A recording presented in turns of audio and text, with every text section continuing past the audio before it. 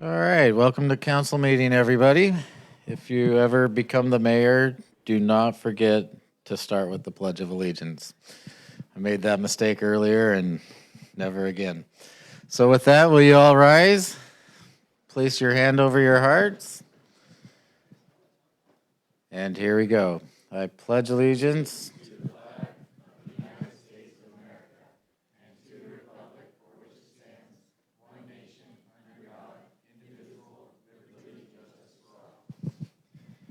Thank you. Okay, there's some stuff I got to read. It's all in red, so it's important. At this time, I'd like to call the meeting to order, and individuals wishing to address the city council are requested to complete a speaker card. They're in the back and over here. Give it to the city clerk, and she will put you on the list. Please observe a 3-minute limit for communications, and once called upon to speak, please state your name, city of residence, and how many years you've lived here. Up first is, I don't know those guys. Up first is proclamations. It's no coincidence we have a lot of people dressed in red. If you guys will come up, it's Corona High School's baseball team. Come on up, guys.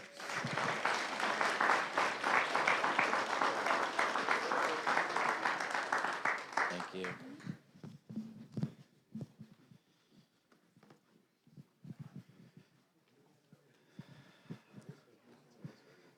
So it's all us young folks up here. So let me just tell you a little bit about Corona High School baseball. They are ranked 11th in the nation.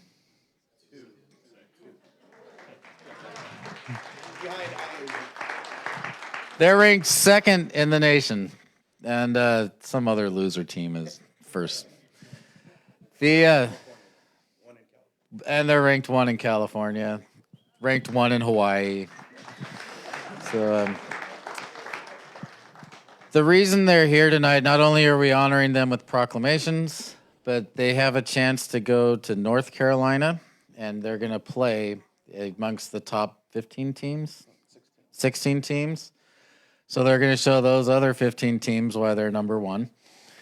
And but they're raising money to do so. So we know that there's a lot of people that watch our council meetings. If you can help out with the Corona High School baseball on any team, that would be great. Is the coach here to give a little? Is he? Somewhere on the premise. So I'll be doing some stand-up comedy while we're waiting for the coach. Maybe we'll pass these out if you guys don't mind. Can you help me, Seal? Coach Keith? Yeah. Keith Powers. There you go. Yeah, can you call it names? Coach Jason? You know we'll screw up and forget somebody. Coach Andy's on. He's in.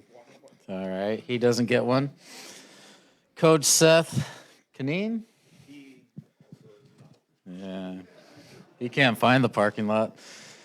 Aiden Rogers, you found the parking lot. Adrian Ruiz. And if I screw up your name, it's Wes's fault. Anthony Murphy with the dreads. Billy Carlson. No dreads. Brady Ebel? Where you at? With the flowing hair. He told me that's how you win games, you have to have flowing hair. Daniel Rivera. No flowing hair. Drake Burkhart. Is the coach here yet? Ethan? There you go. Gabriel? All right. Jake Skelski? Did I say that right? Right on. Jaden? the most serious one here. Jalen?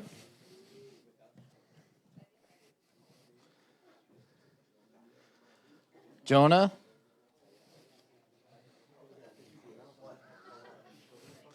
Josh Springer?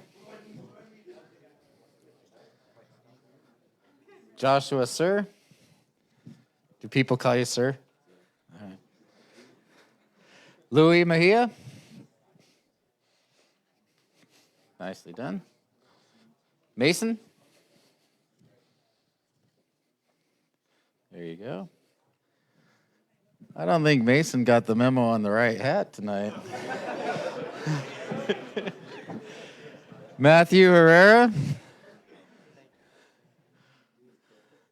Nico?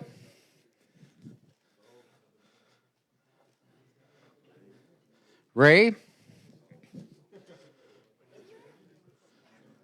Sam Burgess? Is he still in the parking lot? We're running out of proclamations. Seth? Trey? There was another Ebel. Is that your... Okay. Are you the Dodger? All right.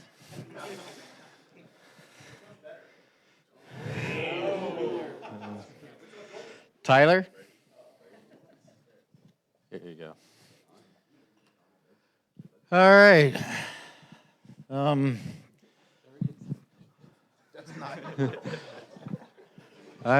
If that's your coach, you guys are doing good. Why don't you give us a few words, and if the coach shows up. Absolutely. I'll take those. Okay.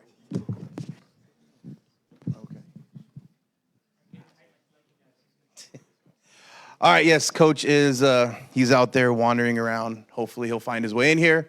I'm one of the assistant coaches, Jason Sir, representing Corona Baseball. We are going to be headed out to North Carolina. We leave April 9th to the 14th, and we will be representing our city. And we have been invited as one of the best teams in the country, going up against 15 others from around. Should be a good time, good fun tournament. It's an honor to be in the tournament, let alone represent our city, our school, parents, family, friends. But with that said, it does come at a cost. It's kind of a hefty price tag, somewhere between $55,000, $60,000. So we are fundraising to try to get there. We've put a little small dent through some donors, Joe Kelly, the Dodgers, things of that nature, but still looking for more. So if anyone is out there, alumni, whoever the case may be, businesses, go ahead and give us a call, DM, shout out, reach out to our boosters, the school, ask how you can help because it would be greatly appreciated. But yes, this is going to be a fun group, a fun team. Ranked number 2 in the country, number 1 in the state. That comes with, a big bullseye on our back. We start our season on Saturday at Great Park in Irvine in another big tournament. Another invite tournament going up against some pretty ranked teams in the Orange County, LA County areas. So if anybody wants to come check us out, that'll be 3 o'clock on Saturday against Ayala in Great Park in Irvine, like I said. That's game number 1. And then we are on the road again all next week. There is our athletic director, but no coach. Oh, he is here. We found everybody. Give a warm welcome, Philip. No, that is not. There he is. Coach Andy Wise, everybody. There he is. Oh, that was a good one, Murph. Yeah. Miss Murphy in the building, everyone. Coach, just opener. I'm the opener for your stand-up. It's your show, Coach. Coach Andy Wise, everybody. Hello, everybody. I'm Coach Wise here, Andy Wise. Appreciate you guys being here. Don't know what all has been said, but thank you for being patient, waiting for me. Me as Miss Murphy here, we had a whole plan. We were going to say what happened, but the reality is I walked back and forth like a fool for a couple of times, so appreciate. Phenomenal group. We're super excited what's going on. Honored to be recognized and be here. It's been a long while since we've been here. We were here back in 2012. If anybody cares to remember that time, that's a long time ago. But yeah, we were back here doing this. We had a trip to CIF Division I Finals at Dodger Stadium, and we're recognized for that accomplishment. So it's great to be back. And yeah, we're out here. We're headed to North Carolina. We're looking forward to a great season. But one of the missions now of right now, before we even get this started, is trying to garner up and raise a little money. So yes, the hat's out, kind of bagging a little bit. If anybody would love to help the cause or whatever the case might be, we're trying to still raise money and take it easy on our parents. This is public school, and it's an honor that we're invited to this thing.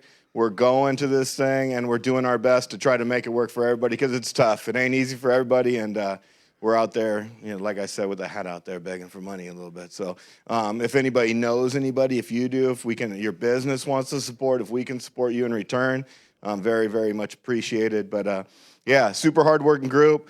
Very happy with the program. Coach Jason Sir that was just up here talking, this is an alumni guy. This guy's heart and soul of the city. Keith Powers, heart and soul of the city as well. These guys grew up here. So Seth Kaneen, who's not here. Seth not here? No. Another guy just, once again, grew up out here, born and raised, Corona guy. So it's an honor, once again, and I wish he was here. But it's just phenomenal that we can keep this kind of Corona vibe going, and we're all about it. And we like to think that we are cut from the mold of Corona. These are Corona kids. We're Corona people, and we're honored and appreciate where we're from and what we're doing. So thank you very much, and we look forward to a great season and anything, and look forward to seeing you guys out there supporting us, hopefully. Thanks, Coach. Yes, they keep changing it on us, and we could be upset with them, but I feel real bad. I called the director actually today to make sure exactly what was going on. But we are 4:30 at Hart Park. They have that carpet field, so we can get on there and make it happen. So that's how it starts, and then we're out in Orange County. We're not back here out in our neck of the woods until the start of March. March 11th is when we open up. March 11th is a Monday. We open up against Norco at our place, and we're really, really excited about being ready for that as well. So a lot going on. It's been a big fall, winter, big summer for us as well. Just everything's been going good, and we want to keep it going in that direction, getting everybody healthy and ramped up and ready to go do it and really represent, as I said before, not just the school but the community as well. It's an honor. So once again, thank you guys very much for being here, and look forward to seeing you guys out there supporting us. Appreciate it. Thank you.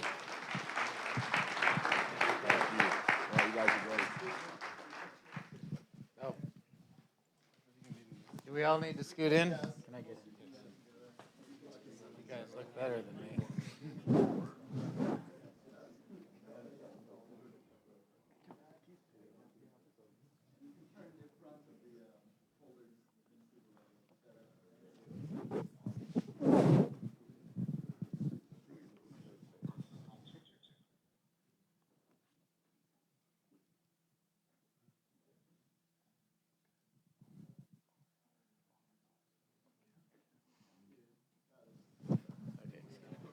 Okay, real quick. How many of you are parents or families supporting these guys tonight? Raise your hand. Yeah. Thank you for all that you do. Guys, you have a whole community that stands behind you. Everybody is hoping for the best, wanting the best, and we know you guys are going to do good. Thank you.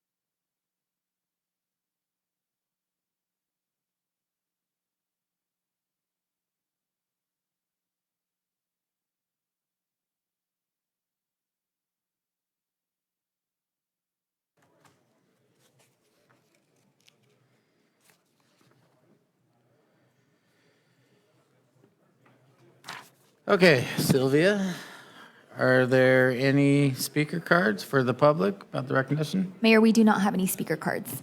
All right. Moving on to meeting minutes. Bear with me one moment. Oh, yeah. If it's okay with you guys, we would like to move up agenda item 22.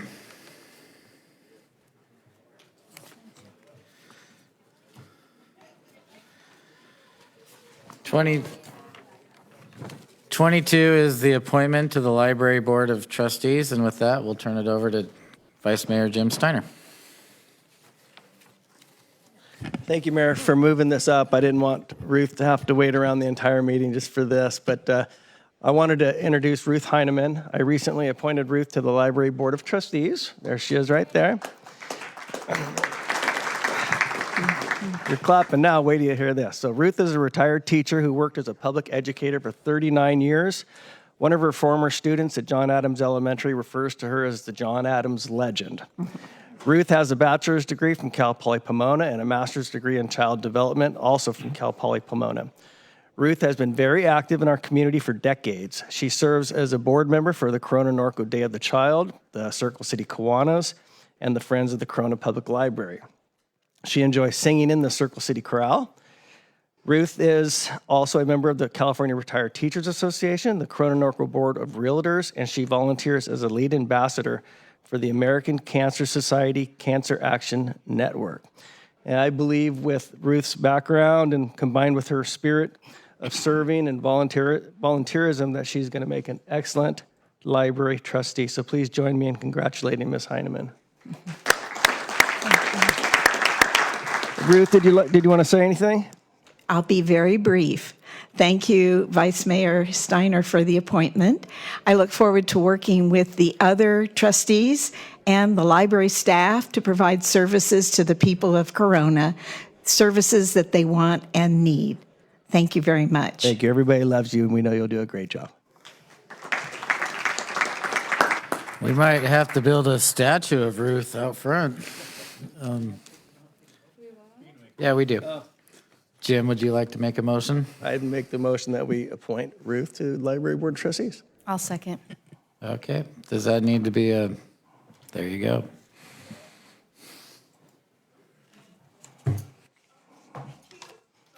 Hey, you haven't seen the vote yet. Hold on. Councilmember Casillas?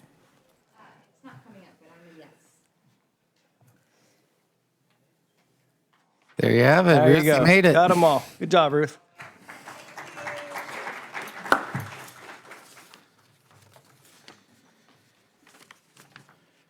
Okay.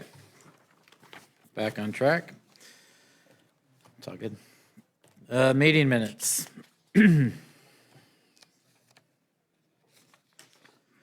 Miss Edwards, are there any speaker cards from the public for the meeting minutes? Mayor, we do not have speaker cards for meeting minutes. Okay, do we have a motion? I'll move to approve. All right. My screen is not popping up, but I'm a yes.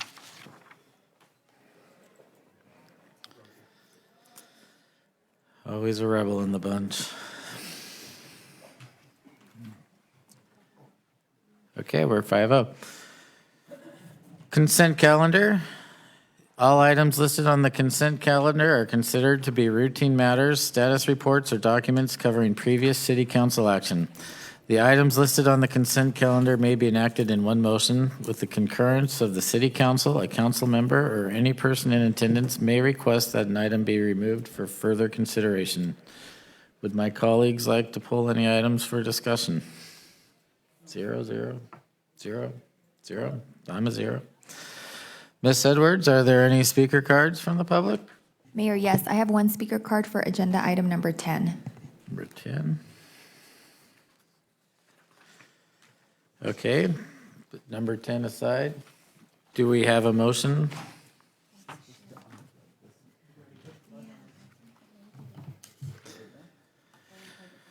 We're going to take a technical break here for a few seconds.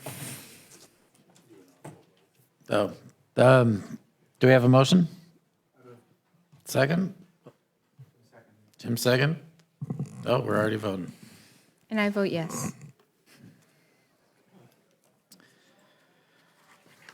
Okay. With that, let's go to number 10. Jacob, can we? I think it's a speaker card from the vote, Mayor. Joe, do you want to speak on number 10?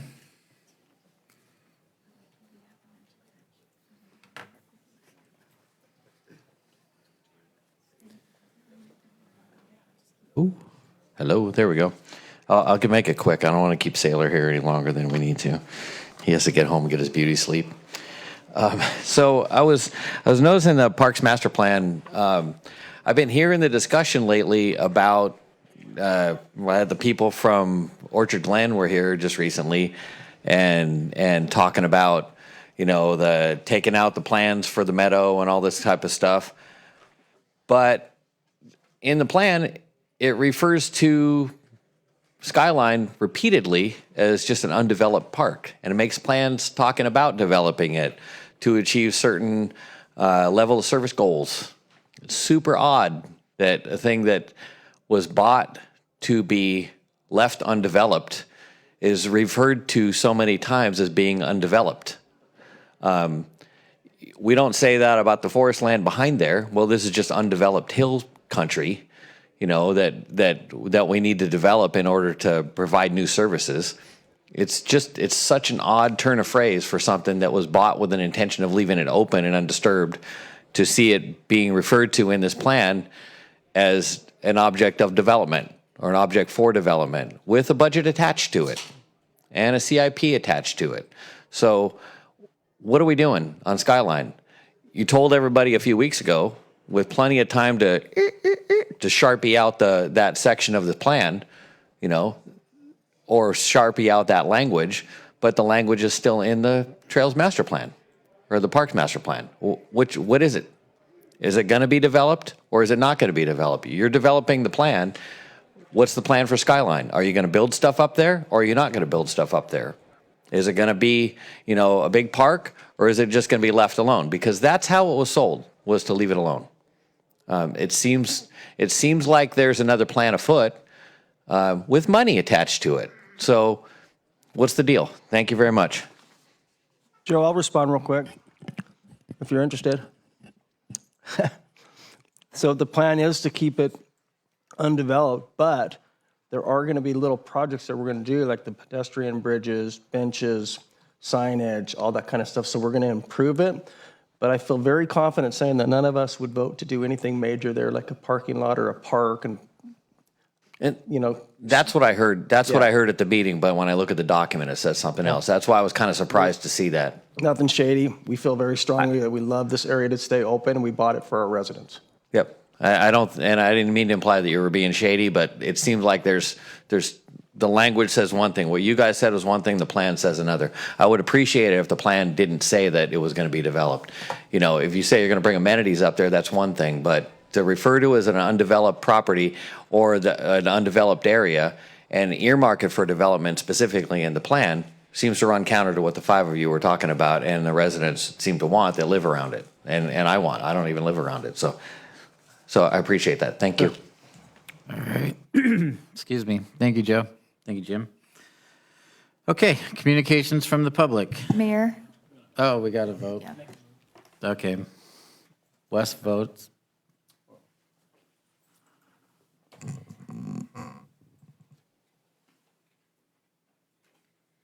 I'm a yes. It's going to be like this the whole night, guys. So. It's all good. The rebel voted yes. Let that be noted for the record. Okay, communications from the public. This portion of the agenda is intended for general public comment on items within the council's jurisdiction that are not listed elsewhere on the agenda. Please note that state law prohibits the city council from discussing or taking action on these items. Please observe a 3-minute limit for comments, and once called upon to speak, please state your name and city of the residence for the record. Ms. Edwards, are there any speaker cards from the public? Mayor, yes, we have 18 speaker cards for communication from the public, and we also received 20 emails regarding ceasing fire, and the council has received the comments, and they will also be part of the meeting minutes. Okay, thank you, Sylvia. So the way this works is if we just line up alongside the wall here, if maybe 7, 8 at a time, that way you're not standing up the whole time, but just line up and go from there.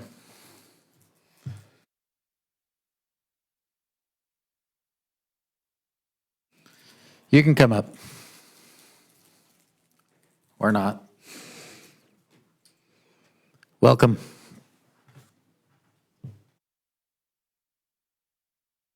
I live here for 22 years. I'm a civil engineer. I work for the USAID in Gaza Strip for like 8 years. I don't want to take long time. I lost like 42 family members. One of them, my cousin. I'm going to make it like little short. What he mentioned in his Facebook, I don't want to be a number, just a number. Always remember me. Always remember me. And I lost my nephew. He works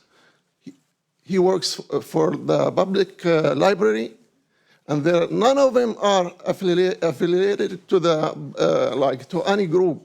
And what we're asking for ceasefire and peace, and that's what we're asking for. Thank you very much. I appreciate it. Thank you. Welcome.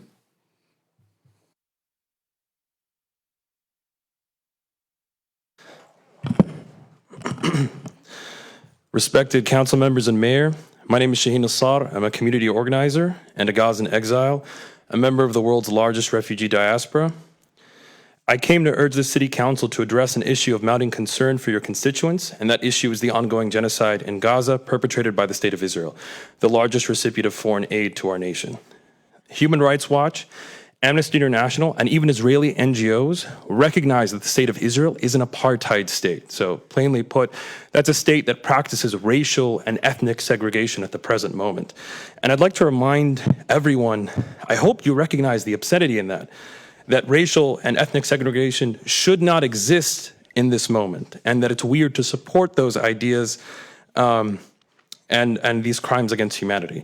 In light of the several month-long bombardment of my people, the courageous nation of South Africa has taken Israel to the ICJ, and the International Court of Justice has issued a preliminary ruling that there is plausible evidence of genocide. In addition to that, the countries of Chile, Mexico, Indonesia have already taken action and taken Israel to the ICC, the International Criminal Court, for war crimes and an illegal occupation, and Nicaragua is on its way to joining them. I've lost 10 members of my family to Israeli war crimes in the past decade, including an 8-year-old girl named Basan. That's her face. I want you to see the consequences of our foreign policy in supporting oppression and genocide worldwide, that this is a local issue, this is an issue that affects your constituents, and this is an issue that has affected many of us over here. In addition to that, I urge you to recognize that genocide is not a two-sides issue. There's no room of differences of opinion on this matter. There is only one morally, legally, and intellectually sound position on the matter, and that is your unanimous condemnation in the form of a city council resolution demanding a ceasefire. I understand you may not be personally affected, may not have had family burned alive or blown to bits or are currently starving like mine are, but we are asking you to heed the democratic will of your constituency, which has shown up in the hundreds to protest outside this building successive Fridays.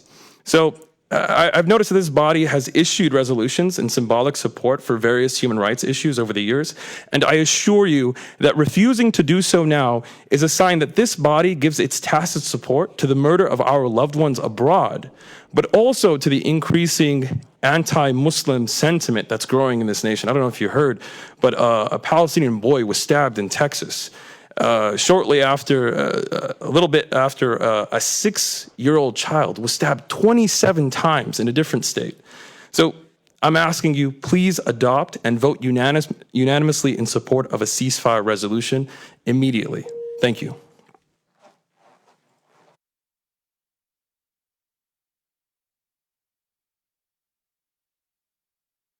Good evening, Dale Plung. 3 things. 1, regarding the 25 acres of open space on Kirkwood, I spoke with Tom. That was quick. And no problem. And he said that the EIR should be complete by Friday, maybe Monday or Tuesday.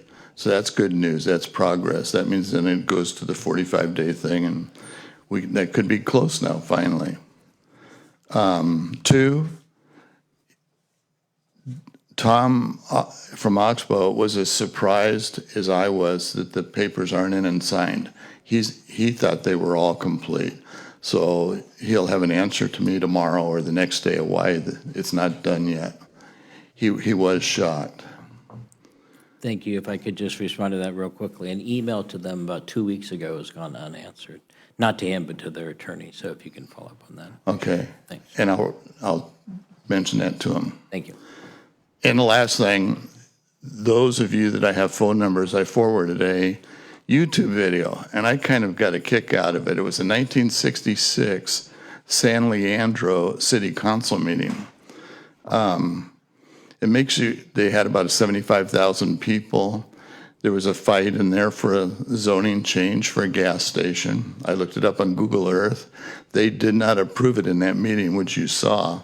I thought, well, maybe they did it 5 years later, 10 years later, 20 years later. So I guess the significance of that is when you guys make decisions, they're permanent.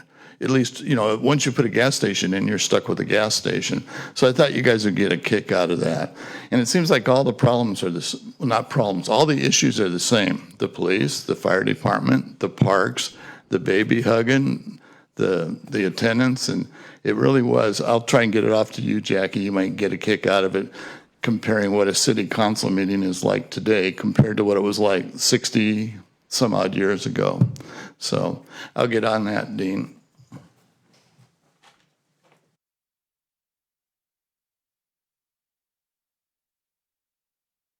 Hi, I'm Vicki Van Leuven. I was told there was an agenda item for today, but not at 3 o'clock. So I'm here tonight because I wasn't told 3 o'clock. I've been here for 23 years, and when I came here, between Ontario and the forest, there was one tract home section. I thought it would take forever for them to get up there, but it took only 5 or 6 years. And during that time, trespassing was rampant. I had to fight I don't know what all. And those kids grew up and moved away, and things calmed down as the houses came in.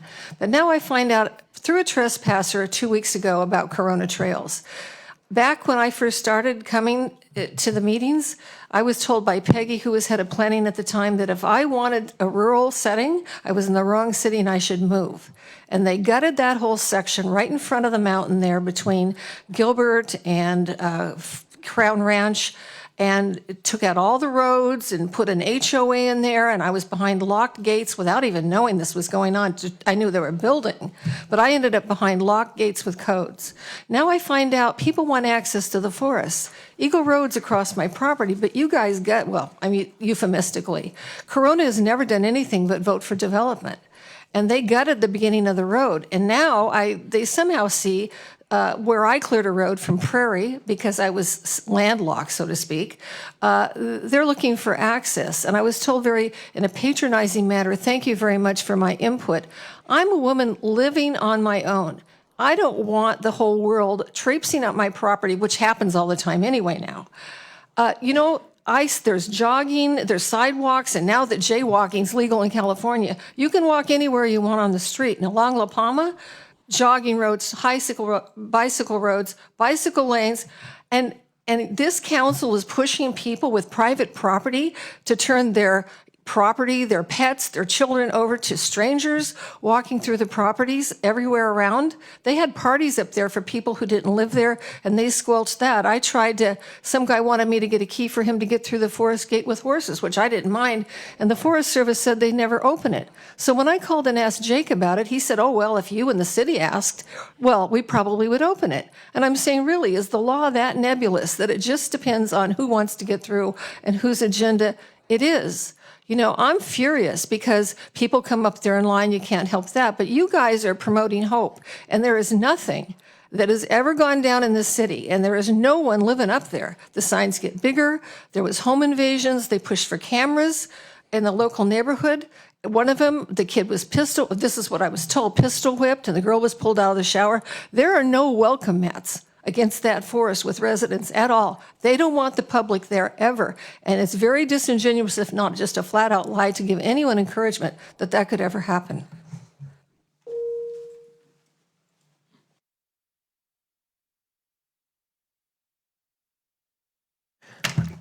Good evening, Corona. My name is Avraham. I'm a Jewish American, and I have lived in Southern California for over 35 years. Some of my ancestors escaped the Holocaust, many did not. I have family and friends in Israel, and I know impacted by October 7th. I call upon the city of Corona to put forth a ceasefire resolution. The Israeli government is not on a mission for the rescue of October 7th hostages. They are there to restore illegal settlement in Gaza. They are there to kill as many Palestinians as possible, and they are there to erase all civilian infrastructure. They are in Gaza for revenge, a campaign of collective punishment. I encourage everyone to listen to the words of Israeli politicians and commanders. They will tell you this with their own words. A plan for the total ethnic cleansing of over 2 million Palestinians of Gaza is underway with the assistance of U.S. taxpayer funds. It is disgraceful, it is the antithesis of Jewish values, and it must stop. Israel does not speak for all Jews or Israelis. Many of the most outspoken demands for ceasefire include family members of hostages and victims of October 7th. They demand ceasefire. They understand that if your family is held hostage in a building, you cannot bomb the building and expect your family to survive. This is the ruse Israel expects all of us to believe. But somehow, given all the bombs, over 45,000 of them, there is a rescue mission underway. The tons of explosives already dropped on Gaza dwarf the Hiroshima and Nagasaki atomic bombs several times over. This is absolutely accelerating climate change. Over 66,000 tons of bombs. Every few weeks, Israel's campaign represents another atomic bomb. It is not sustainable, and for this alone, America must stop arming Israel immediately. Additionally, the white phosphorus weapons Israel is using, another war crime, will give Israelis cancer as much as Palestinians. The groundwater that both Israelis and Palestinians rely on is being contaminated at record pace by the Israeli military. This is all for hostages? It cannot be. The longer the siege of Gaza continues, the worse Islamophobia, anti-Palestinian hatred, and anti-Semitism rage in America, in our local communities. It is inescapable. Violence is finding our community. A ceasefire would go a long way to ease the tensions. And as Americans, we literally fund the Israeli military. We have the power and the moral obligation to do something to stop the slaughter of Gaza, and we must act. Recently, Jewish and Palestinian students at Columbia University, standing together, pushing for a ceasefire, were the victims of a chemical warfare attack from pro-Zionist extremists, proof that what happens abroad impacts us at home. It is also proof that Zionism is not Judaism. I have faced anti-Semitism my entire life, but for some of the worst hatred I've endured recently were death threats to myself and my Jewish friends by Zionists. Not all Jews are Zionists, and not all Zionists are Jews. In fact, many Zionists are Christian fundamentalists. Their support for Israel is rooted in anti-Semitism, hatred of Arab people, and a desire to bring about end times. They want Jews to leave America, move to Israel, and fight Palestinians for them. We should not have a foreign policy that entices their religious prophecies, and we should not arm a foreign government to fulfill them. Do the right thing, call for a ceasefire, divest from Israel. Lives are at stake, as are your careers. Thank you.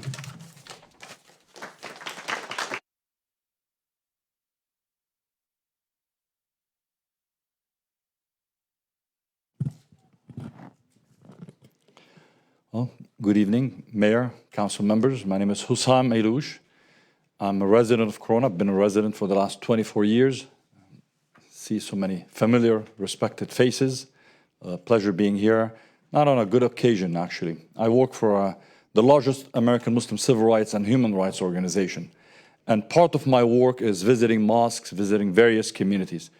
And I can say I haven't visited a single mosque over the last 4 months now without meeting several people who are originally from Gaza. I'm personally not Palestinian, but I certainly, as I meet with members of the community who are of Palestinian and especially from Gaza origin, every single one of them, without exception, has lost loved ones.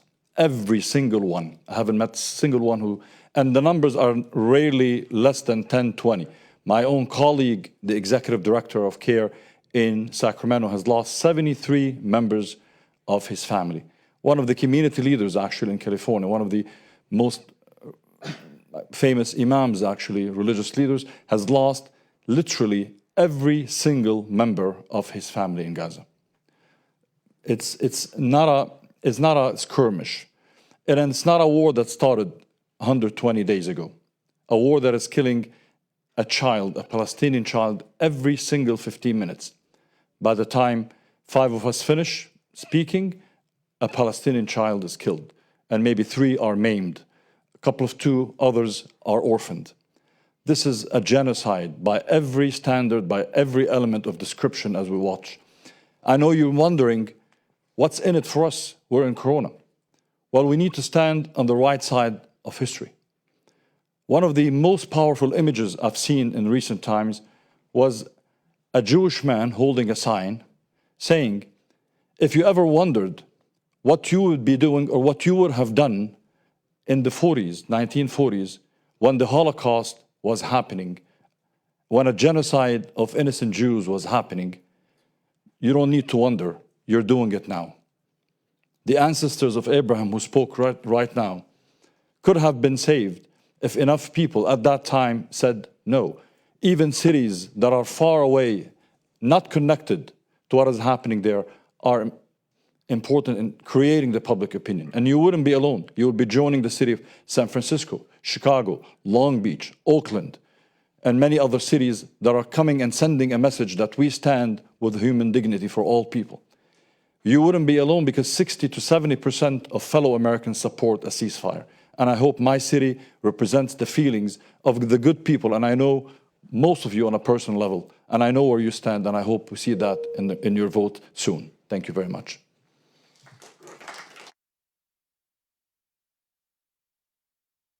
Good evening, Mr. Mayor and respected council members. When October 7 happened, everybody started screaming and shouting, oh my God, look at the Hamas, the killing, the butcher, the this, the that. I tell them to go watch full movie. It's going on from last 76 years. They've been killing Palestinians, taking their home out, trashing them like a crazy. It's unbelievable. But then I hear, oh, we need to stand by the Israel. Why? One should ask. Why should I stand by Israel? To commit a genocide? To kill innocent? No. They were God-chosen people. That's why the God chose them? To kill innocent children? Oh, wait a minute, let me think. By the way, some group of Jews, they killed Jesus. Right? We remember that. Today, they're doing the same thing, they're killing Palestinians. They haven't changed. Some group, not all the Jews. Most Jews are against it. They bombed the church. Can you believe that? The so-called terrorists, they called Hamas, they're terrorists and Palestinian terrorists. The good church in Palestine, the Muslim people protecting from last 76 years, they had the key. And they bombed that church as well. They killed people, they're sniping the children down. These people are insane. And let me tell you something. Please go read the Old Bible, Old Testament. Leviticus 26, chapter 26, verse 18. And it says there, Jews will be punished 7 times more for their crime. If a Christian commits a crime, we get punished once. Muslim commits the crime, we punish 1. And if they commit the crime, they're going to punish 7 times. Why is that? Because God sent them to do the preaching a nice message. When Jesus came, he was doing the nice message. They rejected him, they killed him. We Muslims love him. We will die for Jesus. We will believe him as a prophet. But the point here is that to note why they will be punished 7 times. You can see that how barbaric they are, how they are behaving. Look at the Gaza. And any of you are true Christian and have a good heart and you love Jesus Christ, his message was, thou shalt not kill any innocent, period. So do Moses said that same thing. So do Muhammad said the same thing. All of them said, thou shalt not kill any human. So thinking that I'm going to stand by the Israel side and let them commit a genocide in Palestine, we are hypocrites. If you're Christian, you're hypocrites. If I'm Muslim, I'm hypocrites. If you're Jews, you're hypocrites. We need to come to our senses. We have to answer to God. And please call for ceasefire and stand for right side of the justice. And any of us can die tomorrow. And believe me, the moment we die, God will grab us from our neck and ask us, did you do right thing on the earth? Did you stand for justice? Did I told you to stand for justice? Did you speak up when wrongdoing was happening? And every one of us have to answer. Be prepared for that day. And that day, no money can buy anybody, and no money can buy heaven. Only hell will be their destination. Calling for ceasefire. Thank you.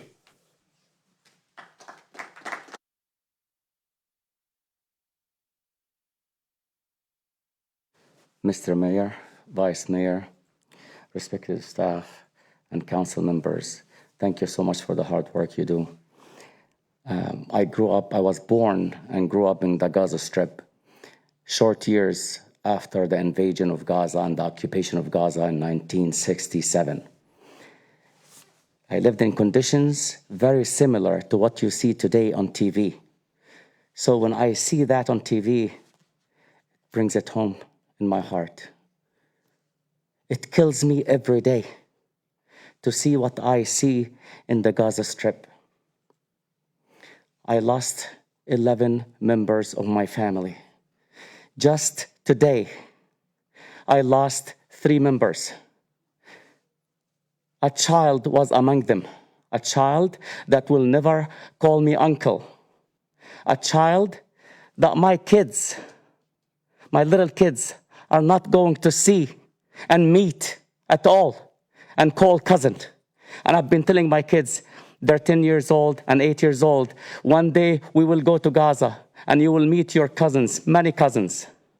Their cousins are dying and getting killed every day today. I just hope that you find that little peace in your heart and your minds to say something. Just say something. I know there is no jurisdiction here to do anything, but say something. Ceasefire is something simple, and many, many cities around California and nationwide have done it. I hope that you respected people will help the children and the innocent people in Gaza and support them by just saying 2 words: cease fire. No innocent children have to die. No innocent people, women, older people, elderly have to die. We're stressed out every day. We're watching the news 24 hours. It's affecting our work. It's affecting our life. It's affecting every aspect of our life every day. Not only us from Gaza, but all human beings, everyone that supports humanity, everyone that belongs to the human race. A quick quote from a judge in Oakland. In Oakland, a U.S. district judge in California dismisses a lawsuit Wednesday that sought to force the Biden administration to do all it could to make Israel stop bombing Gaza. The U.S. District Judge Jeffrey White said that he didn't have jurisdiction over the matter, but he still offered harsh criticism of the administration and said Israel's action maybe amount to genocide. A judge. Thank you so much.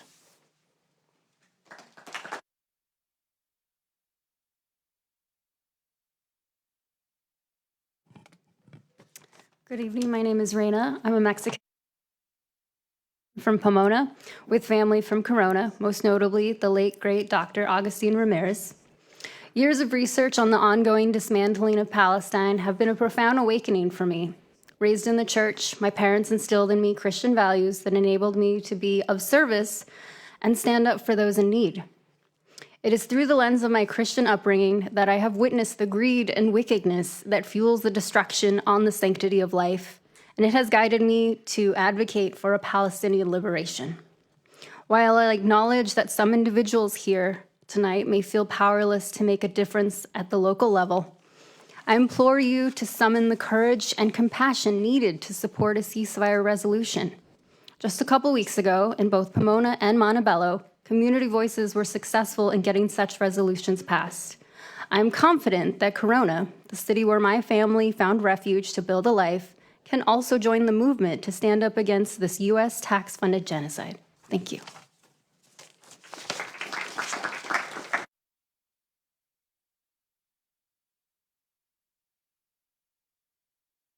My name is Sam Albright with the Corona Narco Family YMCA, and I was hoping to give you guys a quick update on how our partnership is going with you guys.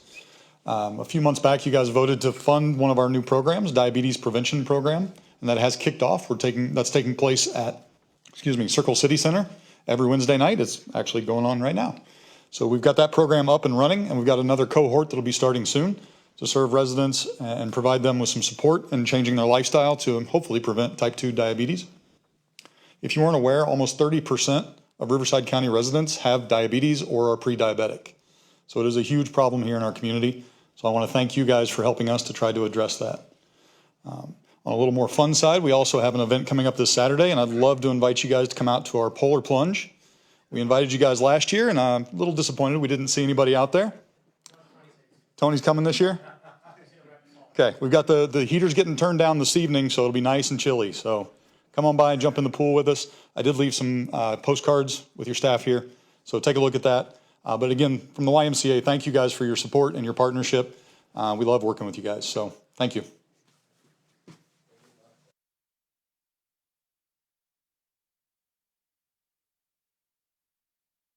Good evening, I'm Don Fuller, I'm a resident here. I love participatory democracy. There have been a steady stream of people coming up here undeniably full of passion. And I've been watching the five of you, and each one of the five of you has been giving the people at this microphone your undivided attention, and I think that's a good thing. I'd give you all a pat on the back if I got any closer to you. But a little thing happened before that earlier this evening. Mr. Morgan got up here and he was talking about something. I don't know what he's talking about because he knows so much more than I do. He's talking about Skyline. And he turned to walk away, as normally he would, and Mr. Steiner responded to him. And as a result of that, we all learned something. And we learned that the development is some benches and some signage and stuff like that, but not parking lots and so forth, I guess. And I think it was really terrific that you just responded to him. And we all learned something. We all had a little moment of education. And I just say I appreciate that, and I would like to see more of it. And I hope tonight everybody gets home safe. You all take care now.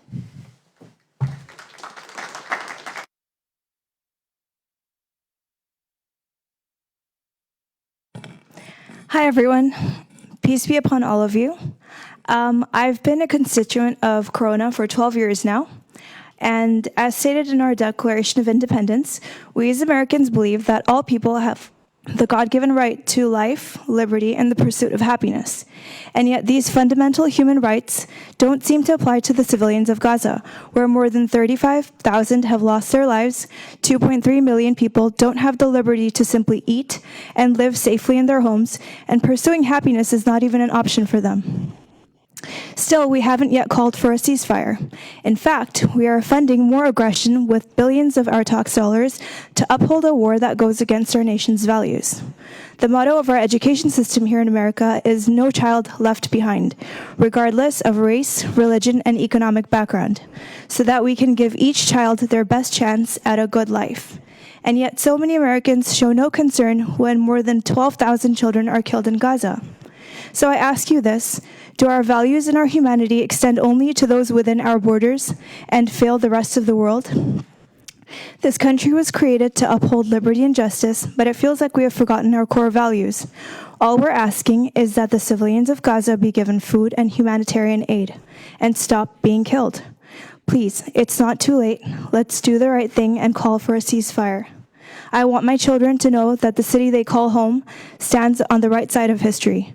We've seen support from a ceasefire from countless cities across the U.S., from much of our beautiful American Jewish and Christian communities, and we really hope to receive support from you all too. Thank you.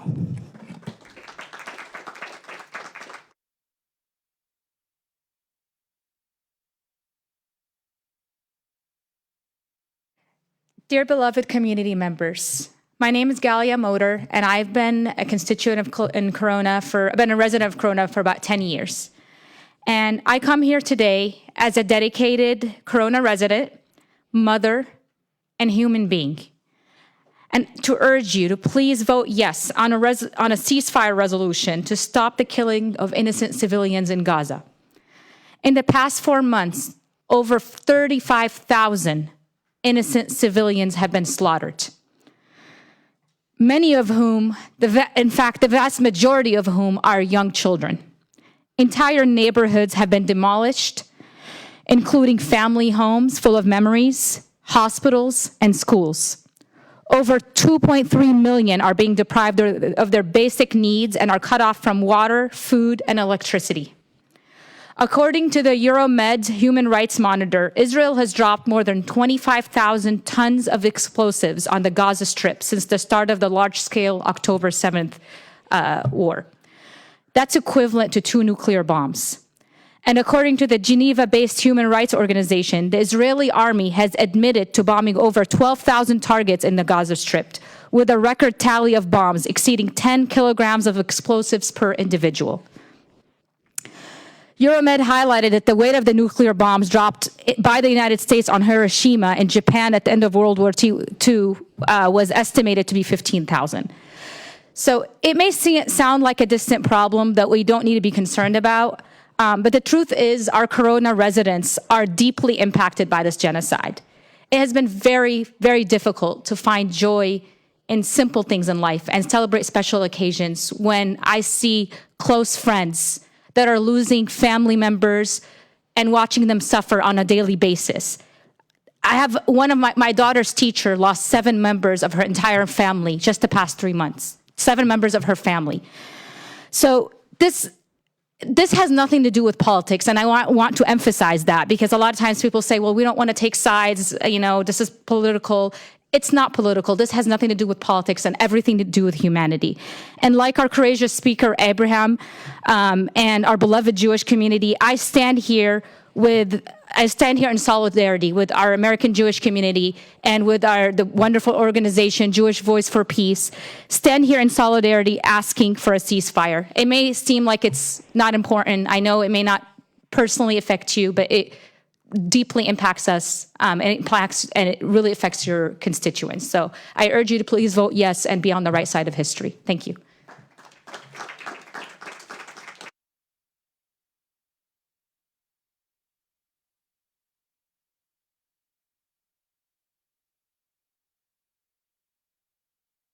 Rion.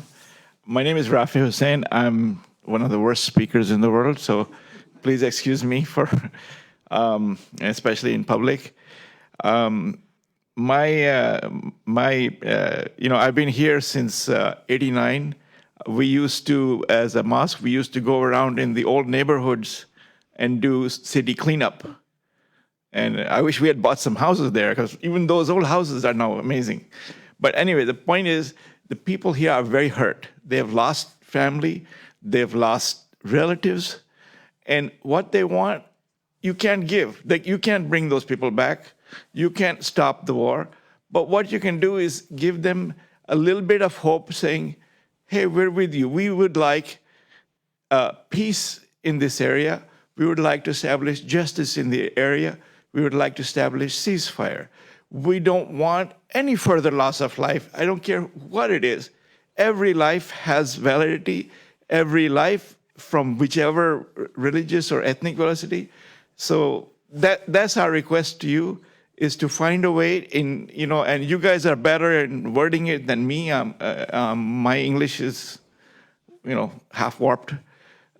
So come up with a resolution that's unifying, that says our sense for ceasefire, for peace and justice and saving lives.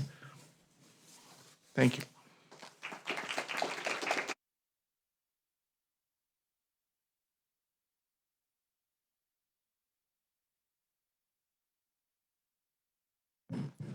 Hi, good afternoon or evening. My name is Karima Abdul-Kabir, and I work in Corona, and this is my first time being here at Corona City Hall.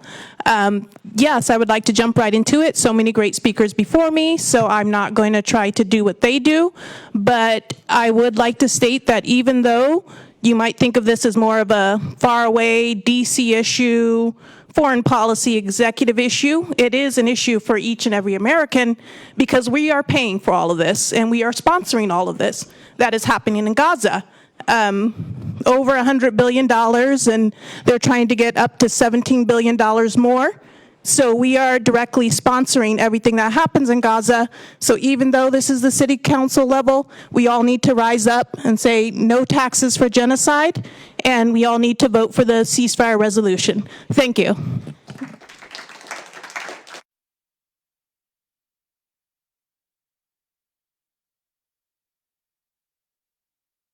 Hi, my name is Jawdat Hantuli. I've been a resident of Riverside and Corona for 33 years. I'm a Palestinian refugee, made a refugee for a second time during the first Gulf War when we immigrated from Kuwait. Muslims, Christians, Jews, we have for generations worked to integrate ourselves into the society in a meaningful way, in a way that we can benefit our communities at large and become one human race. No matter what we've achieved, we continue to experience dehumanization on a large scale by members of Congress and their refusal to call for a ceasefire on the Gaza concentration camp, and on an individual level in our everyday interactions when we feel the wrongful hate come our way.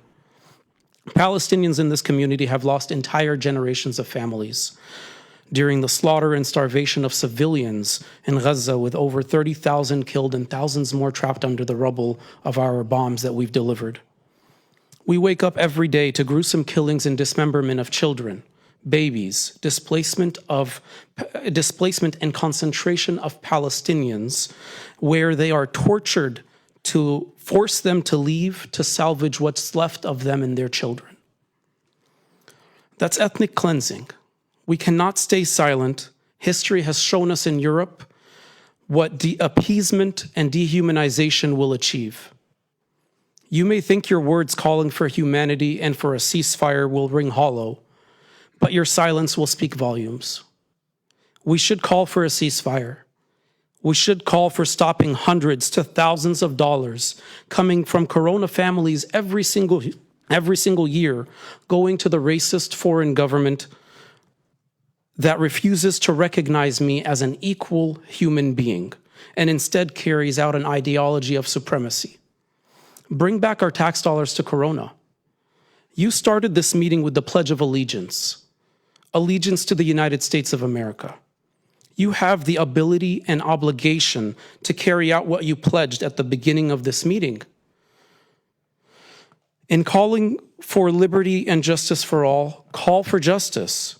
Humanize us and give us a voice. Join our Muslim, Jewish, Christian, and non-denominational brothers and sisters in fighting for justice, humanity, and a ceasefire. Your voice and resolutions can bring about change.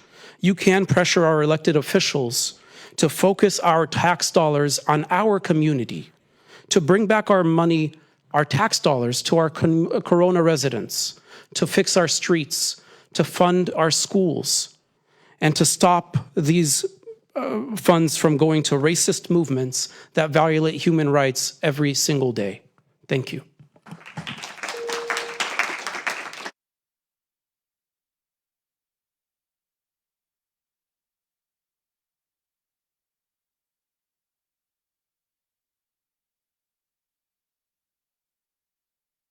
Everybody. So let me be I guess I'll be the contrarian here.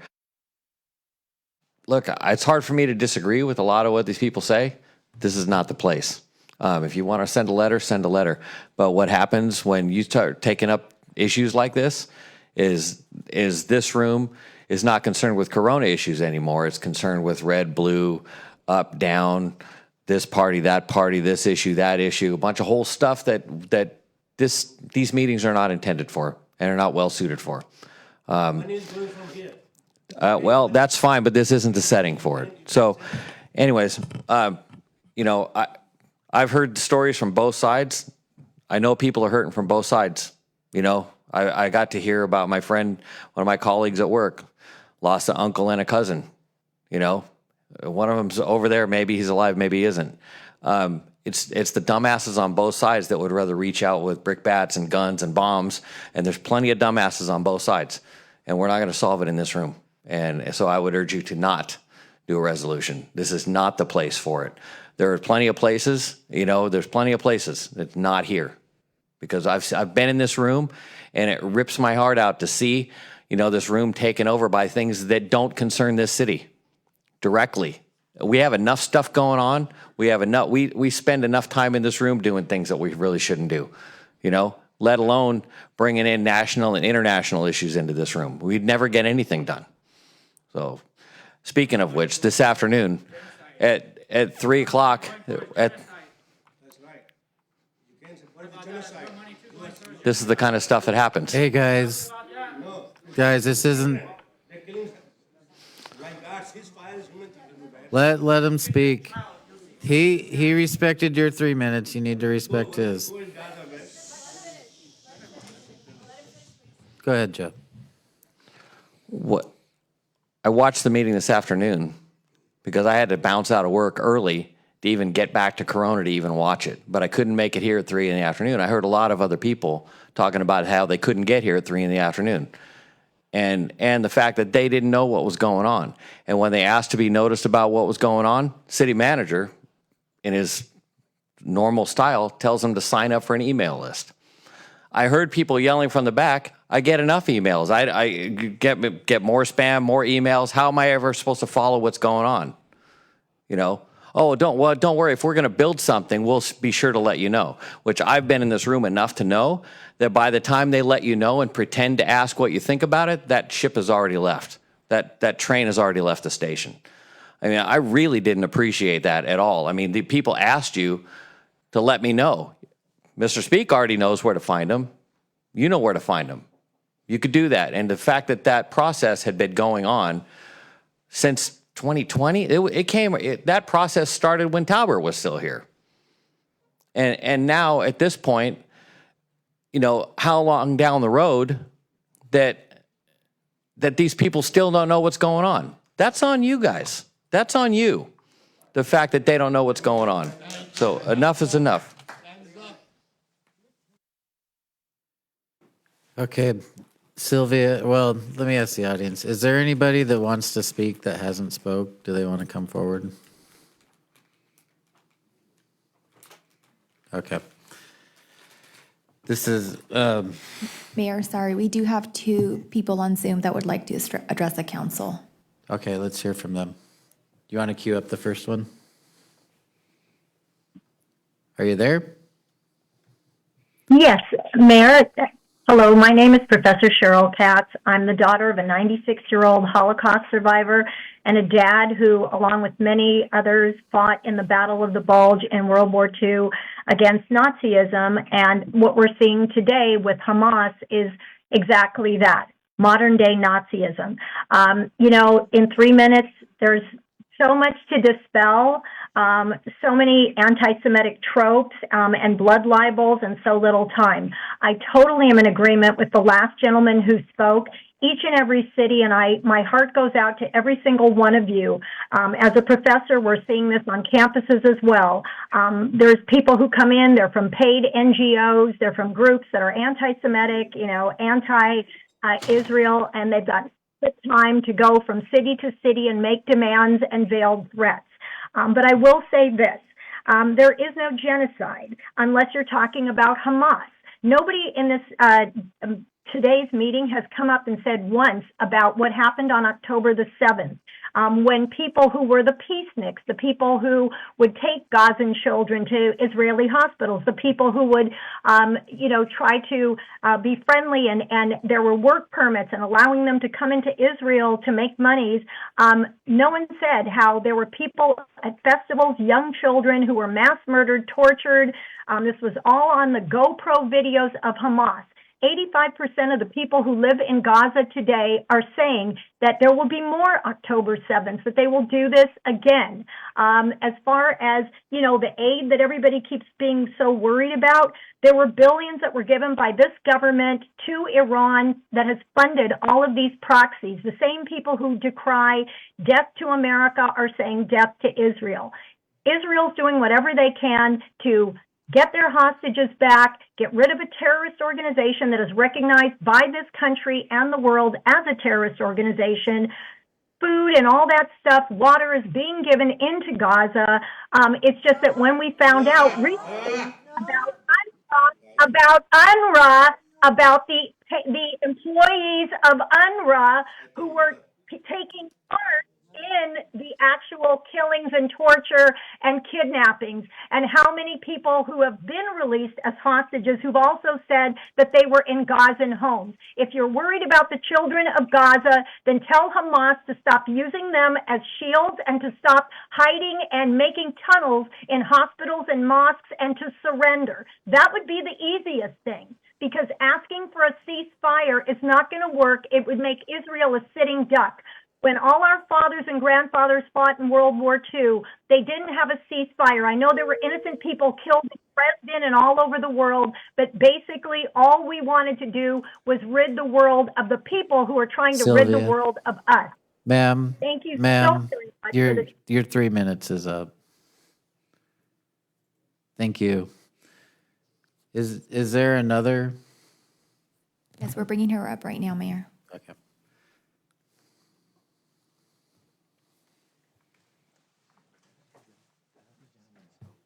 Hello? Yes, go ahead. Hi, thank you. My name is Robin, and I live in Irvine, and I'm speaking to you tonight because I want to let you know that the city of Corona is just the next target of this traveling group of resolutionists. Many of the people pleading with you tonight, I recognize as the same people who have shown up in Irvine, in Santa Ana, in Pomona, and many other cities. And really, my heart goes out to them. I totally understand the pain that is so deep and ongoing that getting a ceasefire resolution passed in their own city, it just isn't enough. So they need to speak with every city with an open mic. My people have also been in pain and mourning since October 7th. We're all just 2 degrees of separation from somebody who was brutally murdered at the Nova Festival, and some of us know one or more of the hostages. In spite of that, I'm hearing people tonight who are showing up at this meeting and are just spreading anti-Semitism. Speakers tonight have blamed Jews outright. They've engaged in the anti-Semitic trope of blood libel, and the most offensive of all was the executive director of CARE LA, who invoked Holocaust inversion. Now, I hope you can all appreciate the dubiousness of a group standing as a token for Jews, while also invoking the collective blame of Jews. Don't let people spew anti-Semitism while telling you their demands have nothing to do with Jews. And please don't let them throw around words and language that they don't understand and can't define.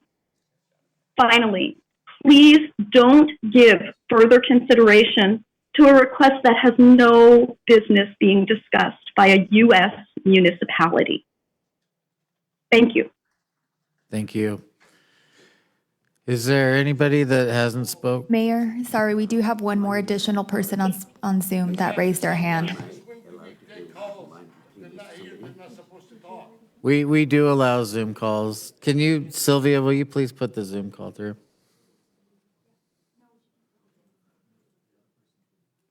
Are you there? It just left the call, sorry, Mayor. Left the call. Okay, at this time, is there anybody that hasn't spoken that wishes to speak?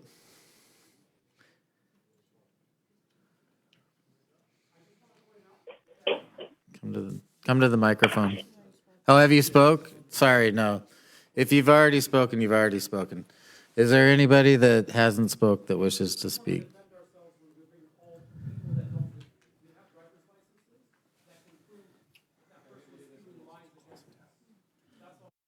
Okay, thank you, guys. Guys, this.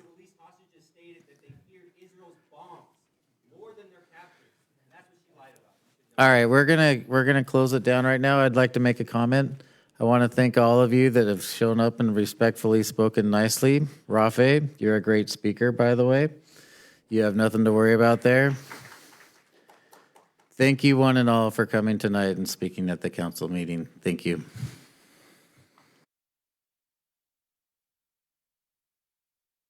With that, we're going to close public hearings.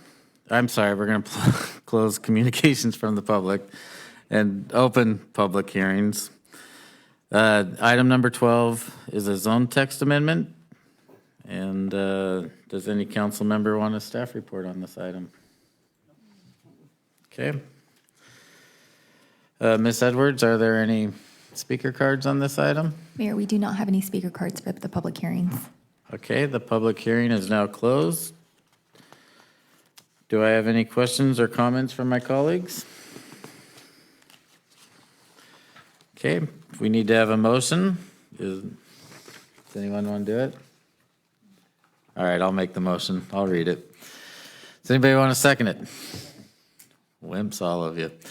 Okay, here we go. Introduced by title only and waive full reading of consideration of ordinance number 3387, first reading of an ordinance amending section 17.74.040A of Title 17 zoning of the Corona Municipal Code to permit directional signage for properties affected by public improvement projects initiated by the city.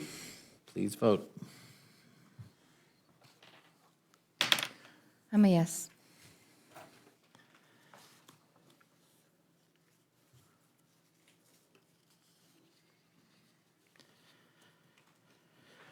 Okay, 5-0. Administrative reports. Savat Kampu, Public Works Director, will present this item. Go ahead, Savat. Thank you, Mayor. Vice Mayor and City Council, this presentation is to provide you an update to RCTC's proposed traffic relief plan and the 1% sales tax ballot measure that is part of that plan. So what is the, okay. So what is the traffic relief plan? Just as it says in the title, it is a transportation relief plan for Riverside County. It was first approved in May 2020 without a funding mechanism, but has been updated this year in 2024. It also provides a cost funding model plan for a potential 1% sales tax ballot measure, and it's built upon an extensive public outreach by RCTC.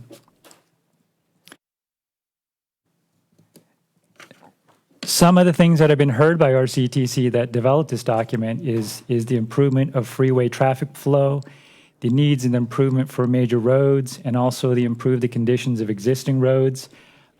Typical transportation facilities like sidewalks, facilities for pedestrians and cyclists, and also to bring increased frequency for public transportation, such as the trains in the area, and also to bring daily passenger rail service to the Coachella Valley and connect Riverside counties by accelerating projects that are in the queue. The document would split the funding into three regions in Riverside County, and the three regions would be included is listed on the screen there. It's the Palo Verde area, which is Blythe, the Coachella Valley area, and the Western Riverside County areas. So pretty much if someone is taxed in that region, the funding will go back to that region. So as you can see there, for example, in Blythe, the funds would stay in that region and the investment priorities would be decided by the Blythe and the County of Riverside in that area. For the Coachella Valley, CVAG, the Coachella Valley Association of Governments, would manage those funds, and the investment priorities would be determined based upon their transportation project prioritization study. What I want to focus on is actually the Western Riverside County, which is going to impact the cities of Corona. As you can see there, those are the areas that are impacted by the Western Riverside County. And again, as RCTC proposed, the percentage of allocation would be based upon some of the funds that are managed by RCTC, and I'll go into more detail in how the city of Corona would be directly funded by this proposed allocation. Some of the investment types that the monies would go towards could include safe streets and roads. The first category would include pothole repair, road maintenance, and sideways and pedestrian safety infrastructure. Funding would also go towards highways. Highways in Riverside County include the 60 freeway, the Highway 111, State Route 91, Interstate 10, Interstate 15, and Interstate 215. In our area, that would include the 91 and the 15, and the project would also fund auxiliary lanes in the city of Corona. For the regional connection category, some of the major projects that are for regional connections are the, let's see here, we have the realignment of State Route 79, the creation of the I-10 bypass in Banning. Currently, when there's a stall on the I-10 freeway, there's a major accident, there's no way to get around it. So there's a proposed project for that. And also the expansion of Cajalco extension, the Cajalco highway there, or the Cajalco interchange. It would extend all the way to the 215. So that's for the regional connections. For the public transportation, it would include expanding services for the rail lines. For example, we have the Metrolink, which is run by RCTC in this area. It would improve parking stations. It would include additional lines and also investments in the Coachella Valley Rail. You may have heard of that project that will connect commuters from Los Angeles all the way towards the Coachella Valley. The other items are commuter assistance. You might be aware of the Freeway Services Patrol that's out there. It would expand that service. There's also an active transportation category that includes bicycle and pedestrian safety, and also what's not really, it doesn't affect us as much is the flood and blow sand control. That happens more in the Coachella Valley area.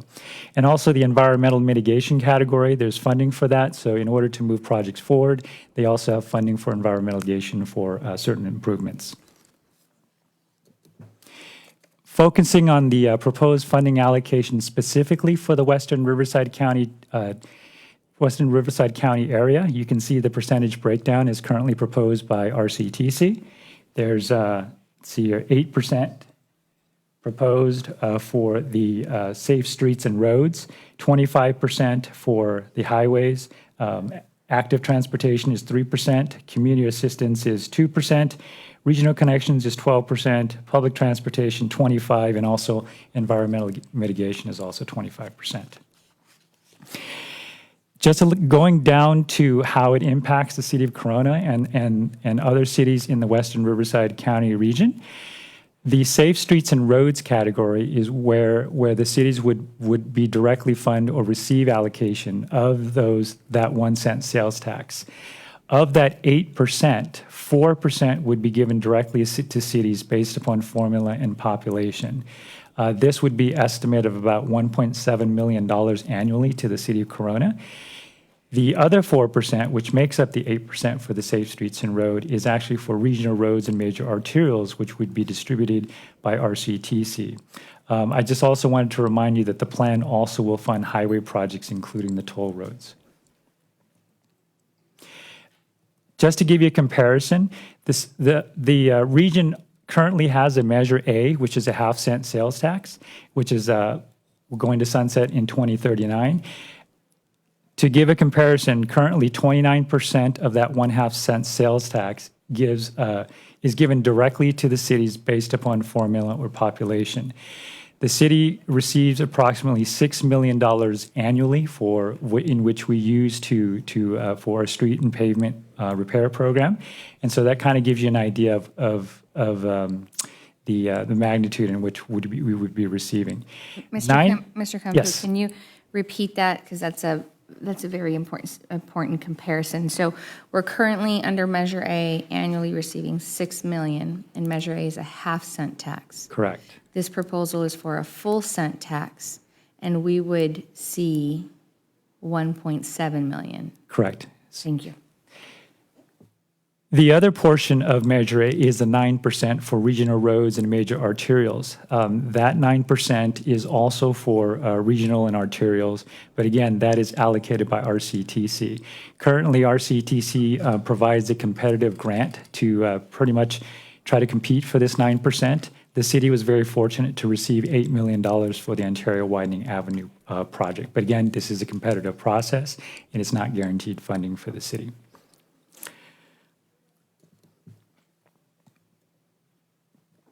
Oops, did I forget a slide? I'm sorry. There we go.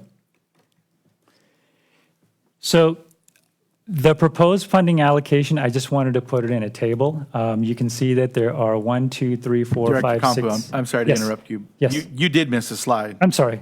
I didn't know that's if this is the one that, I don't know if. That was the one I was talking about that Councilmember Casillas was asking clarification Gotcha. for. So you can see that 4% right there. Yep. So it's 8% going back to that pie chart. There's 8% for safe streets and roads. Clarifying that, there's that 8% is broken to 4 and 4. 4% would go directly to the cities, and 4% would go to major roads and arterials, but it would be distributed by RCTC. So this, I just wanted that clarification. My apologies. And there's the numbers right there. I'll go ahead and let you That would be digest. competitive. Yes, that would be second competitive. 4%. Correct. It's not guaranteed. Since I missed that slide, I'll let you digest it for a second there. All right, so putting it in a table format, since that pie chart was pretty small, the current proposal and the affected investments are to the left. There's only one category that doesn't pertain to the Western Riverside, which is the below sand and flood mitigation. You can see that the current proposal is right there to the left. The city of Riverside actually sent a letter to RCTC and proposed the following. So you can see that they wanted to increase the safe streets and roads to 20%, with all of it directed to the cities rather than have an allocation to have it be allocated by RCTC. There's no change in the other categories. The other change is the commuter assistance.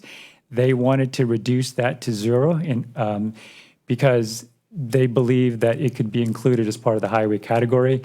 And also in the active transportation, they want to keep it at 3%, but the only difference there is that they want to allocate it directly to the cities.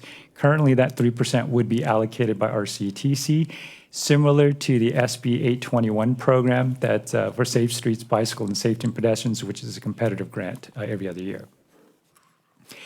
In order to make up that funding difference, they also recommended a reduction in the environmental mitigation category, reducing it from 25% to 20%. All right. Just as an overall, here's RCTC's proposed sales tax ballot measure. It is going to be a 1% sales tax for Riverside County. It will require a 2/3 majority vote. How it would directly impact residents of Corona if this passed, it would increase the 8.75% sales tax to a 9.75% sales tax. It is a 30-year planning horizon. If you can see here, they estimate receiving $25 billion in revenue over 30 years. The breakdown in the regions is down below there, $20 billion for Western Riverside County, $5 billion for the Coachella Valley, and $100 million in the Palo Verde Blythe area. The shortfall in the Western Riverside region area in transportation projects is $26.5 billion. So you can see there's still a shortfall of about $6.5 billion for the Western Riverside area, and we would only receive a projected $20 billion. The timeline right now for RCTC is in March. A representative from RCTC will provide a formal presentation to the City Council.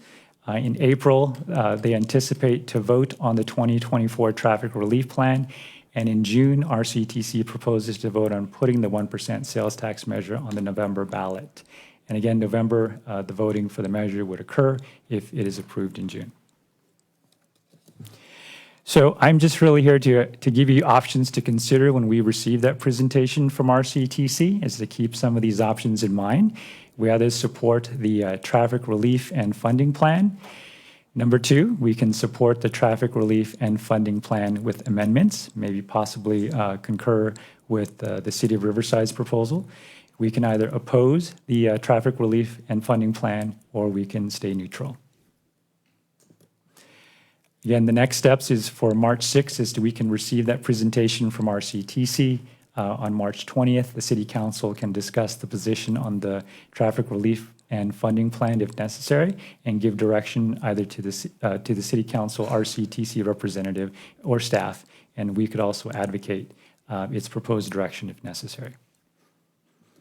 That concludes my presentation. I'm here to answer any questions. Thank you. All right. Thank you. Thank you, Savat. Ms. Edwards, are there any speaker cards? Mayor, yes, I have one speaker card for this item. Joe, do you want to speak?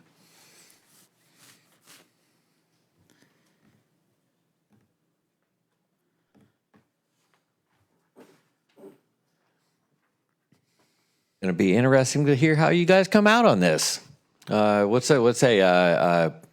Game respects game. You guys got your 1%. You're going to go ahead and let RCTC have it.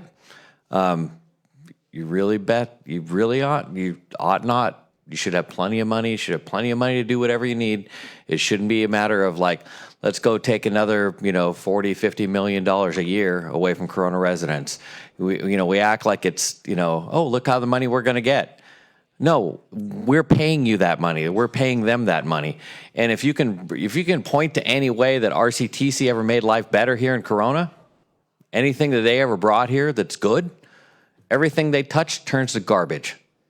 It's a horribly run operation. It's a horribly run organization that's done nothing but bring disaster to Western Riverside County, Corona in particular. So, this is a no joke deal. You guys really need to oppose this. Like, I can't even believe it's even a consideration that you would support it. How much, you think how this impacts people. It's only a penny. That was the pitch you guys had, right? It's only a penny. It's just a penny. Just a penny.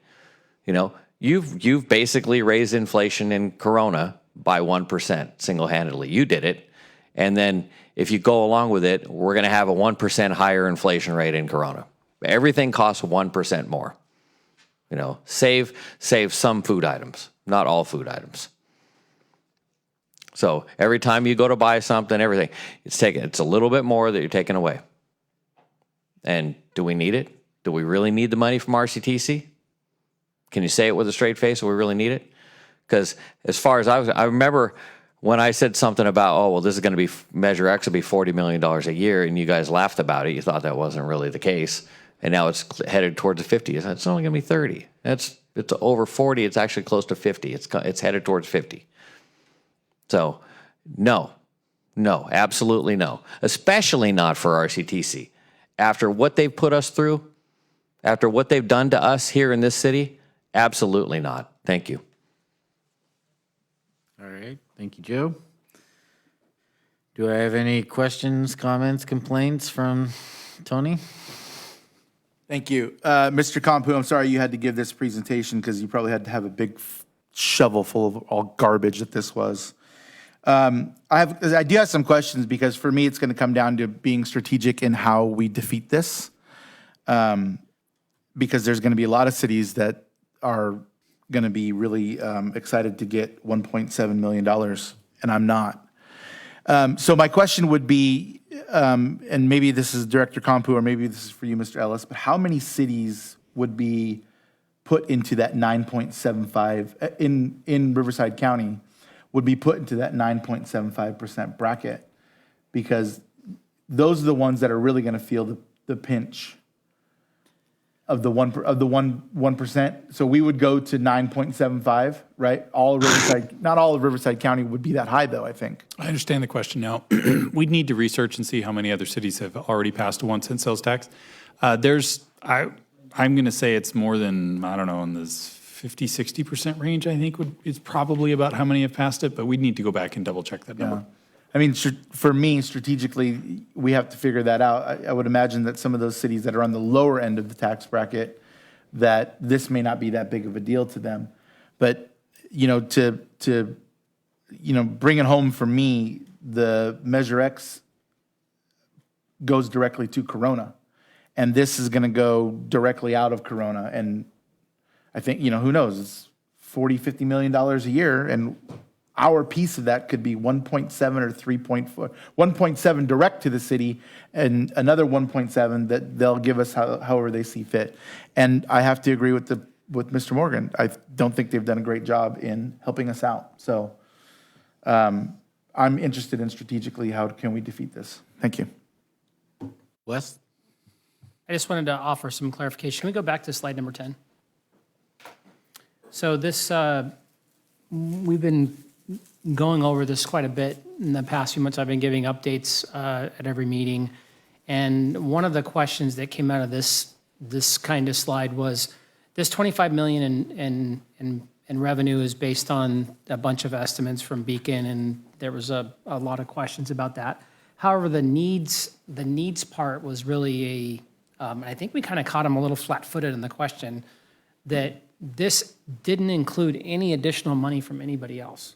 So no matching funds, and that was one of the questions that I had was, and because they're arguing not to add anything else to it, because I was pushing and have been pushing to include at least a rail study for the 15. And I got all of my colleagues along the 15 corridor and the two county supervisors to agree. And Mr. Lorimore from Eastvale also, he gave a pretty good little speech in support of it. So we'll see, what happens as we go forward. So that 26.5 billion is like I said, doesn't include any other funding. The idea that Measure A is, yes, 100% will expire in 2039, but I think Commissioner Reed from Indian Wells said it, perfectly, that there aren't too many of these things that expire. They always get re-upped, and frankly, based on the polling that we saw, I think that's most likely not going to happen, because that was one of the scare tactics to vote for this, was that Measure A is going to go away and you need to find a way to fund it, because it does fund a large portion of our paving program. I think it was the next slide.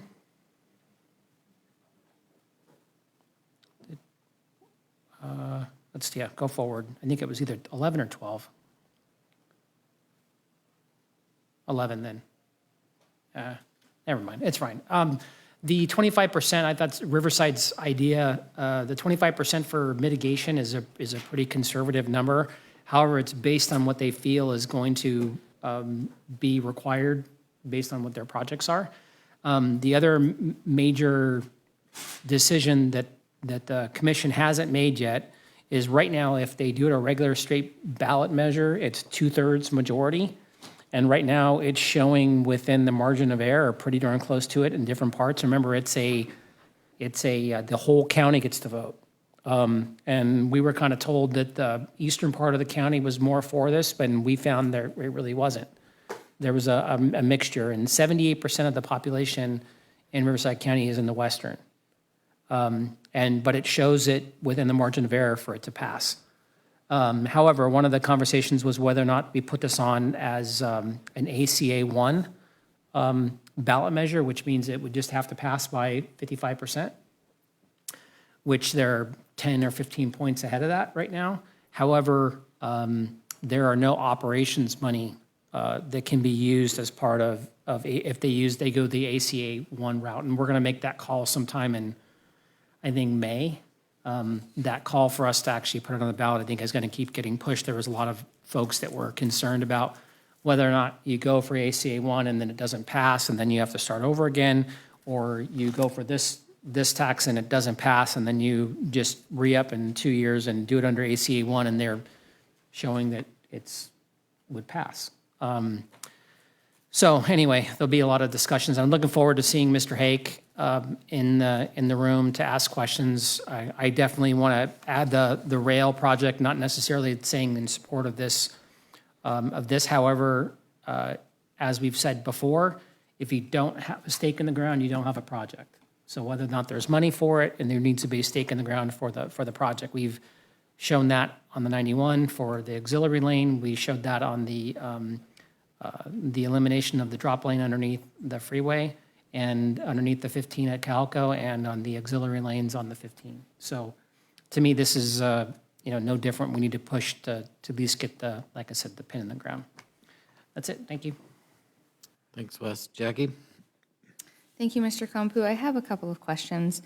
I'm searching through the plan. Does it specifically lay out the proposed projects that would be funded with these dollars? It does list some of the projects in general, but it still allows RCT's flexibility to readjust the priorities. So it says things like these can be funded, but it doesn't commit RCTC to funding those projects. Is Riverside the only city that has proposed alternatives? That I'm aware of currently. So it seems like this plan is kind of open to negotiation as they're trying to pass it. What's the state limit on sales tax? I believe it's 10.5%, if memory serves.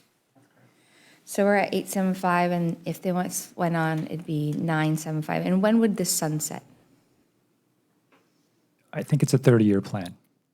It's a 30-year plan, but would it sunset in 30 years? But do we know that it has a sunset clause on it, or is it? No, I don't. I think it might be an evergreen. It's an evergreen plan. Okay. I know, forever. I appreciate those points of clarification. But does a lot, as it's written, it will sunset? Well, it hasn't been written yet. In the draft version, it says that? Okay, I'll keep an eye on that.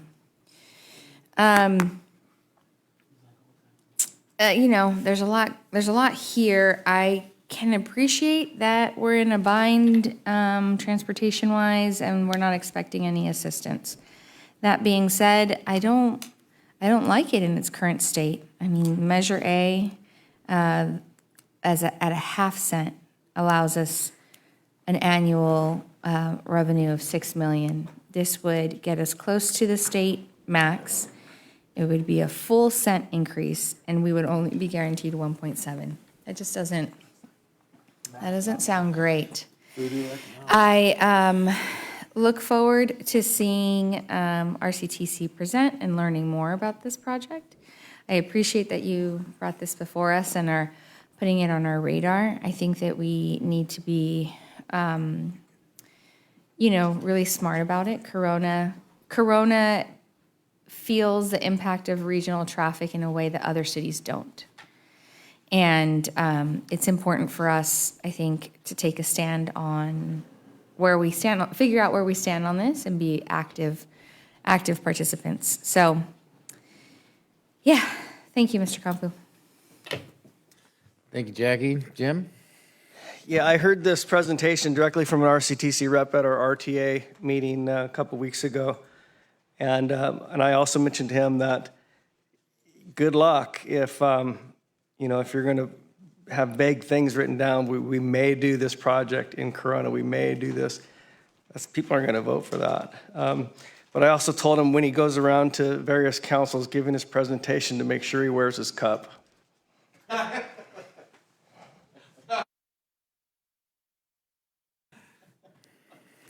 right, that's probably the best advice of the night.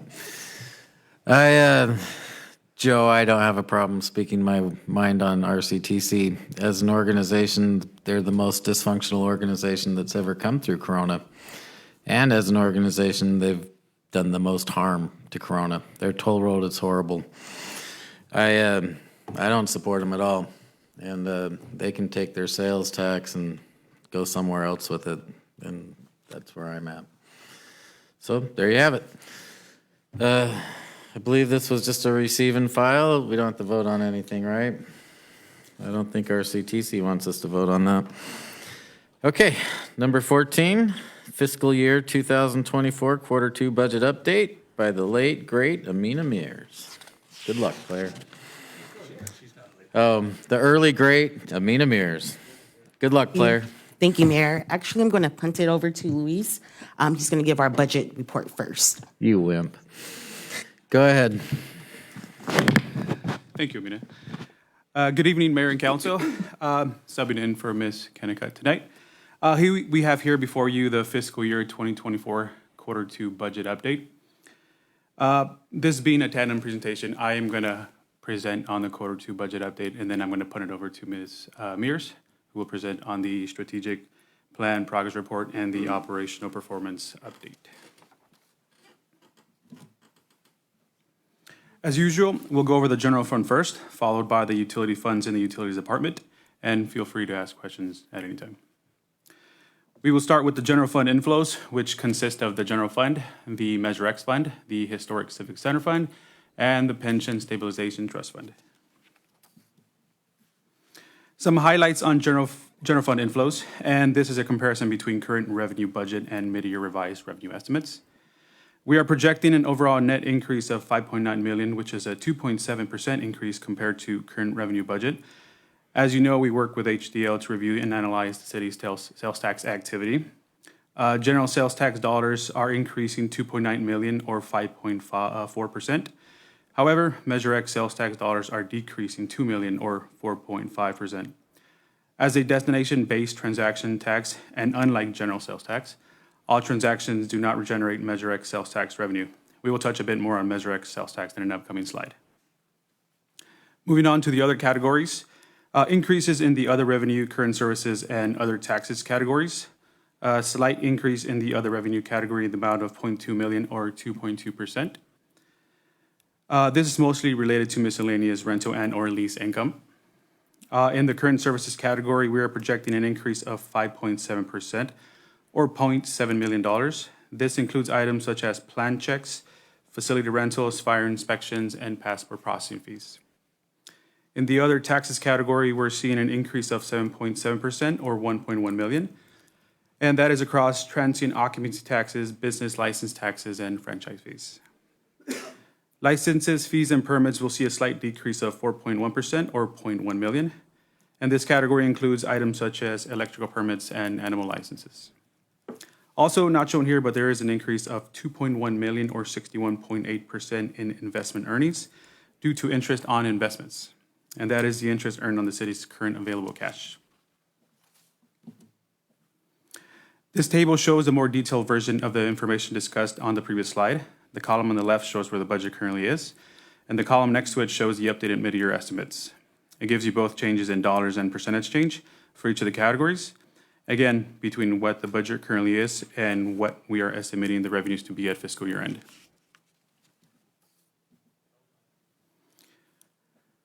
Here we are taking those updated mid-year revenue estimates and comparing them to actual revenue received through the end of quarter two. You have heard us talk about book entries in the past within the investment earnings category. We decided to break it out and present it in this manner so you can visually see the investments category without those entries. With those book entries, GASB 31, we, as a government entity, are required to report investments at fair market value. With that said, excluding book entries, halfway through the year, we have received 45.6% of estimated inflows, or 101.1 million. This is a comparative snapshot of general fund sales taxes only. Measure X will be on the upcoming slide.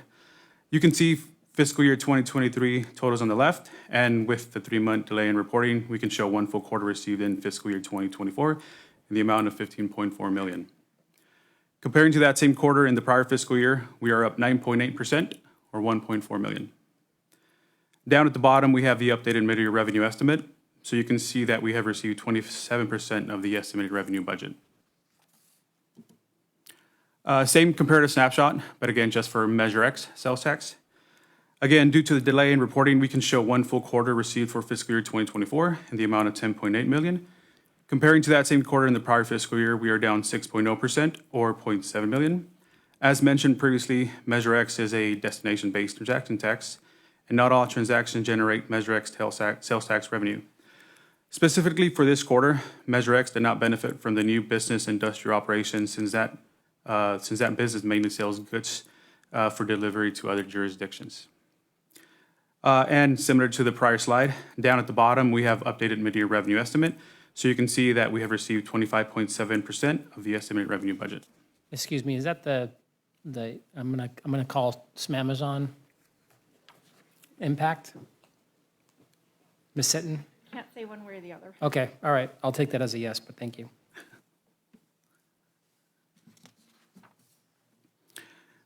Moving to general fund outflows, the cumulative budget is 246.8 million. Through December, approximately 50% of the fiscal year is complete, but only 33.3% of the budget has been spent so far.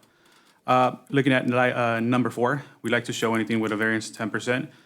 So departments that have spent less than 40%, we'll move on to the next slide where you can see the full picture by department. CIP and O&M projects, those are multi-year projects, so they don't follow normal trends. The city manager's office current savings are related to the contract services budget, primarily in the homeless program. Debt services is lower due to timing of when debt payments are made, generally November and May.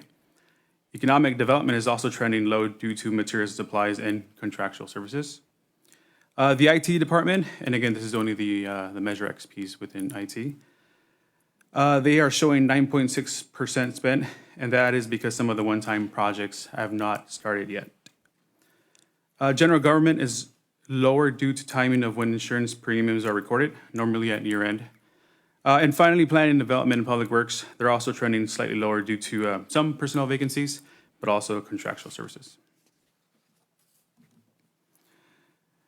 This slide highlights for the general fund reserves. These are the audited figures for fiscal year ending June 30, 2023. We took into account the feedback that we received at the first quarterly meeting, and we incorporated those changes into this particular slide. So it is important to note that this is not a cumulative bucket of reserve funds, but individual reserves with different purposes. The emergency contingency reserve is equal to 3 months of operation expenditures, and that number is adjusted at fiscal year end. Budget balancing, that one is unique to the city, has been in place for over 20 years, but we no longer add new monies to that particular reserve. In fiscal year 2022, $30 million was transferred to the Pension Stabilization Trust Fund, and the remaining balance will be spent on future one-time projects, at least that's the tentative plan, and the reserve will eventually be phased out. Moving over to the Pension Stabilization Reserve, that one was created in fiscal year 2022 with an initial transfer of $30 million from the Budget Balancing Reserve. As the title implies, these are funds set aside to offset potential future unfunded pension liabilities. And then finally, the Measure X reserve also started in fiscal year 2022. Each fiscal year, unspent Measure X funds that don't roll to the next fiscal year will go into this reserve. The reserve amount, along with current and future spend, will be discussed with council each year through the budget process. Moving on to the utilities funds update. As a refresher, here's a list of funds under the water, sewer, and electric fund types.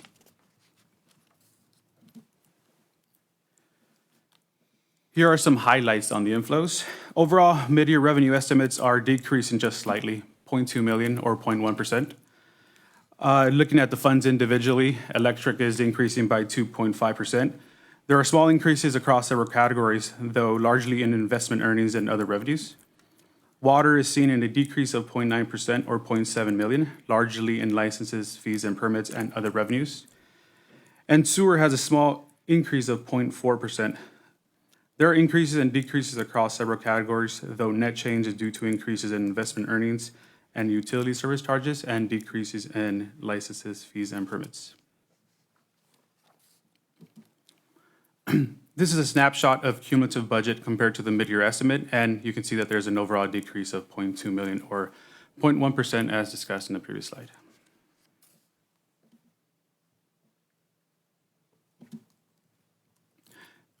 Then taking that updated mid-year revenue estimate to see where we are through quarter two, halfway through the year and excluding GASB 31 book entries, we have received 43.2% of estimated inflows or 58.6 million. Some highlights on outflows. Collectively, outflows are at 24% of the budget.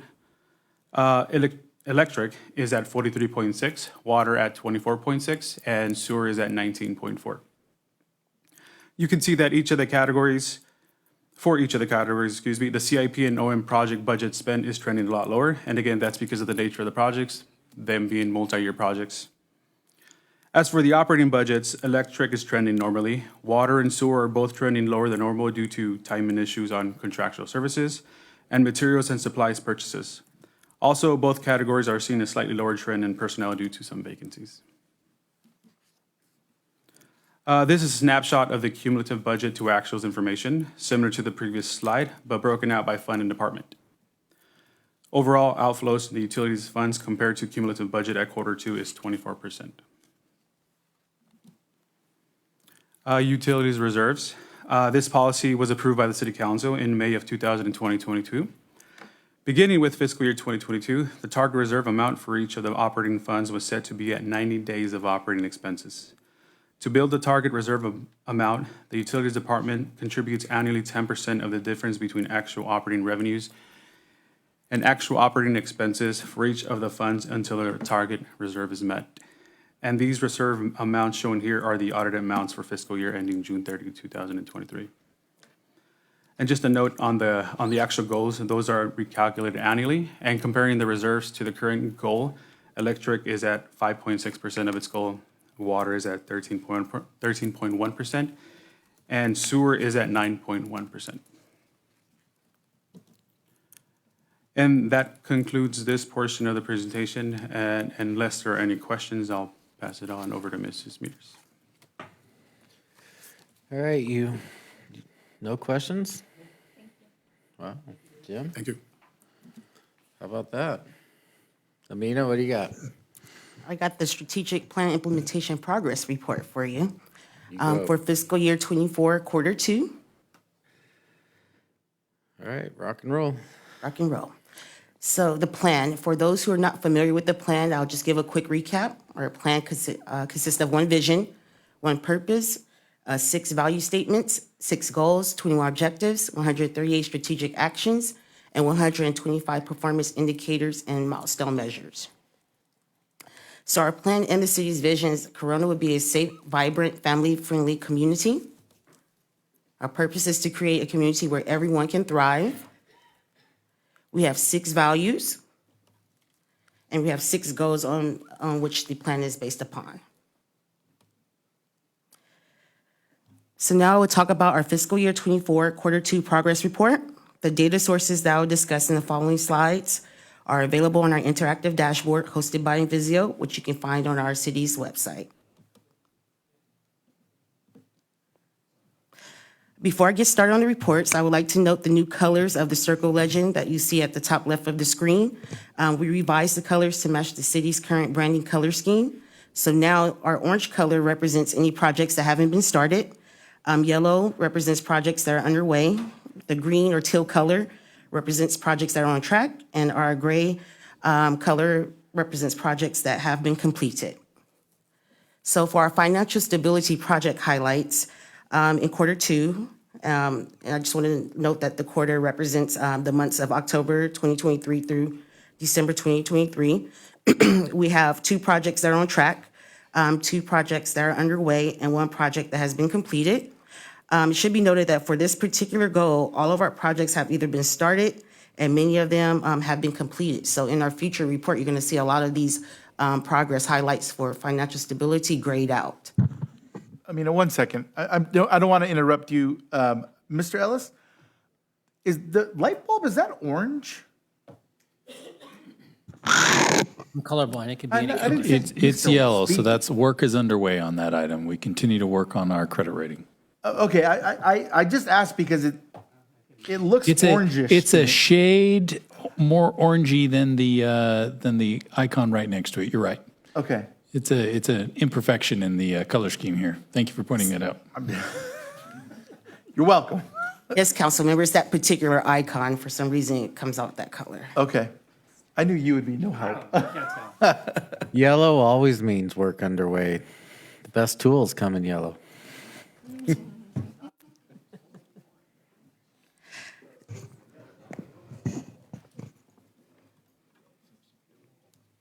Okay, so this is a snapshot of our financial stability performance, which you can again find on our Visio dashboard. The metrics or indicators are a year-over-year comparison. And this financial report includes data on our bond ratings, our credit ratings, and our debt and more. Most of the items listed here are trending positively, while some items have remained the same from fiscal year 23, quarter 2. And again, you can find the full report on our website through our dashboard in Visio. So for strong economy in Q2, we have 2 completed projects and 3 projects with work underway. For projects underway, I'd like to underline that staff continues to partner with the chamber. They also presented at the Manufacturing Council in October of last year. The city also partnered with the chamber on several business events, outreach, and manufacturing month endeavors during the 2nd quarter. On another note, the Corona Mall redevelopment facade construction improvements are currently underway and are expected to be completed in the next couple of months. And in the same vein, the South Mall spaces are 90% leased, bringing new tenants such as a brewery, a cafe, tavern, and craft beer bottle shops, a wine bar, and a Mexican restaurant. So we have a couple of metrics for a strong economy that are trending the same as the year before, fiscal year 23. But this is still good because they're trending at 100%. So overall, our position for a strong economy is pretty positive. For sound infrastructure in Q2, we have 2 projects with work underway, 1 project that is on track and 1 project that is completed. And then we also have 1 project that has not been started, and that's the orange color. For our project that's on track, as it pertains to the traffic cameras project, this project is actually in the design phase, so we consider it to be on track. However, regarding our projects that are underway, we have the Park and Rec Master Plan that was approved by Commission in Q2, but adopted earlier tonight. And then we also have our Trails Master Plans that was also approved by the Commission in Q2 and went to Council study session earlier today. As far as our projects that have been completed under this category, we have our GIS inventory of all utility infrastructure, which we consider to be up to date, so therefore this project is completed. Go ahead. Here's really quick. Mr. Ellis, remind me, I thought that we did a study maybe 2 years ago specifically about City Hall, about reducing its, but yeah. We put in lights. Yeah, so what is different between that and the corporate energy management plan? So I'm not familiar with a study that we did per se overall, but we did make some energy efficiency improvements, including lighting and some, I think, roof treatments perhaps. This is an overall corporate energy management plan that really looks holistically at all of our operations that would help provide recommendations on how we can save energy. It's a little more in depth than This is looking at all of the buildings, not just City Hall. Yeah, it's not just sort of a one-off, some minor improvements. It's more holistic and comprehensive. Thank you. So moving on to our sound infrastructure data, in this report, we touch on our PCI rating, but notably how the residents think we are doing with our recreational infrastructure, such as bike lanes, walking paths, and our parks. Most of the items are indicating positive changes from fiscal year 23 Q2, while a few that has to do with the amount of city facilities has remained the same. However, none of these items are trending negatively. So for Safe Community in Q2, we have 2 projects that are on track, 1 project that is underway, and 2 completed projects. Our city's 911 system upgrade project is still underway. PD is basically waiting on the state for the next step in the process. As far as our projects on track, we continue to promote community involvement in identifying hazards via our residents' participation in our local hazard mitigation planning cycle. And we also continue efforts to implement the city's homeless strategic plan as staff continues to assist with cleanups, the shelter, and partnering with various organizations. Regarding our completed projects, we've addressed staffing issues in the dispatch call center. As of the beginning of this year, the support services division of the police department has reached full staffing. Lastly, we've developed a long-term funding plan for emergency assets as well. Ms. Mears, did you say that we are fully staffed in dispatch now? Yes. That's incredible. Chief, good job. That's why it's great. That's a big deal. I know that was a long time coming, so. Yeah, thank you. It's been a priority of ours for the last few years, and we are full staff with 11 dispatchers in training, but at least we have all dispatch positions filled. That's awesome. And animal services, our animal services positions are now filled. Good job. Thank you. Thank you. Chief, I'm sorry, did you say 11 dispatchers in training? Yes. How long does that training take place, or take? Yeah, it depends on their experience before they arrive with us. Laterals are a shorter time, obviously, but about 8 months is our goal. And we've curtailed that down from about a year. So we're shooting for 8 months for full training. So when do you hope to have fully trained and training wheels taken off staff? I hope within the year. Okay. Yeah. Now it's about us training well and retaining, and we're going to be on a good path. All right. Good job, Chief. Thank you. Thank you. So, excuse me, for Safe Community Performance Report, as you can see, most of the measures has trended positively, and you'll see all of them if you want to access Invisio. Both our violent and property crimes are down, and the clearance rates for both types of crime are up, which means that reported crimes are down and more cases are being cleared. And then lastly, the average response times for PD Priority 1 calls has stayed within 10 seconds from fiscal year 23 quarter 2, and the overall response times to all fire incidents and to all medical calls has also decreased. So for our sense of place in quarter 2, we have 3 projects on track and 2 projects with work underway. For projects underway, we are still working to develop an implementation plan for ADA improvements to city facilities. And we're still updating the Mills Act landmark list, which is scheduled for a city council study session in March. And then lastly, our volunteer-led hikes, our historic civic center restoration and renovations project, and then the development of a park reservation system continues to be on track. So these are the sense of place metrics for quarter 2. Indicators include the percent of residents rating Corona as a place to live, as good or excellent, and more community survey indicators as well. Ms. Sears, that first recreation activity participants, did that Yes. drop by over 112? Yes, I believe we had touched on this the last quarter. So as a reminder, we do see a significant drop in that particular indicator, and that's due to a reporting method that we are now practicing, which has cut the events significantly. If you want to expound on that. Yes, that's correct. So previously, the way that events and participation was reported is they looked at, for example, if someone was coming to a baseball game, instead of the number of people that were registered for the baseball team and the players on the field, they would count the estimated number of attendees that would come to the game. And we felt that that wasn't really an accurate reflection of the participants in our actual recreation programs. So the way that we've been tracking the statistics has been updated, and we're consistently reporting it the same way now. So for that first year, you'll see a decrease. It doesn't necessarily mean we're getting a decrease in participation in playership or people that are attending our actual special event programs. It's just the way that we're counting it.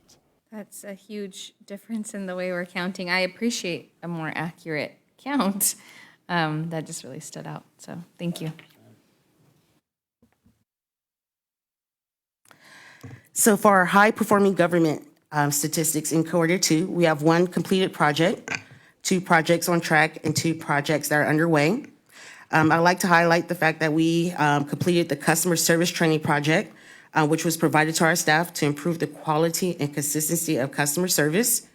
And then as it pertains to the employee mentoring program, in December, our city management team reviewed protocols and guidelines, and the program was recently presented to all city directors and has moved on to the next phase of implementation, i.e. advertise to city staff to start participating. So the high performance metrics include data for social media impressions, employee turnover rates, and community survey results, just to name a few. All of the resident survey responses displayed here trended positively. And so this is an overall snapshot of where we are in the completion of the strategic plan goals and projects for the 5-year implementation plan timeframe. We're at 77% complete.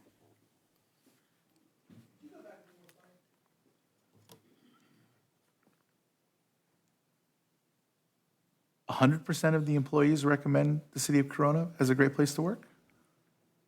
Or they get a pink slip. It's a very simple methodology that we use, and it's proven very effective. Is that an updated metric to gather that information as well? Yeah. No, I assume that number would be based off of our most recent employee survey. I didn't know that it was 100%. Really pleased to see that. I'm surprised myself. I think we typically get a little bit off of that, so maybe we should check that number again. Yeah, we rounded to the nearest 0.5% or 50%. I think you can do 101 and yeah, we should Q3. look at that because I don't think the number is actually 100%. I suspect it's somewhat below that, but we can go back and check our employee survey for that. And then I just have another question. So the percentage of residents rating overall quality of city services is good or excellent. I think all of us would love to see that in the 90s, high 90s. So when we get grades like that, and the one right below it, the percentage of residents rating value of services as good as excellent, good or excellent. Are we getting feedback as to what we could be doing better? Not specifically on that question, because the survey itself is already very long. And so we don't get specific feedback. Typically, we benchmark ourselves against other similar cities to see if we are better than or worse than what other cities get in typical responses from residents.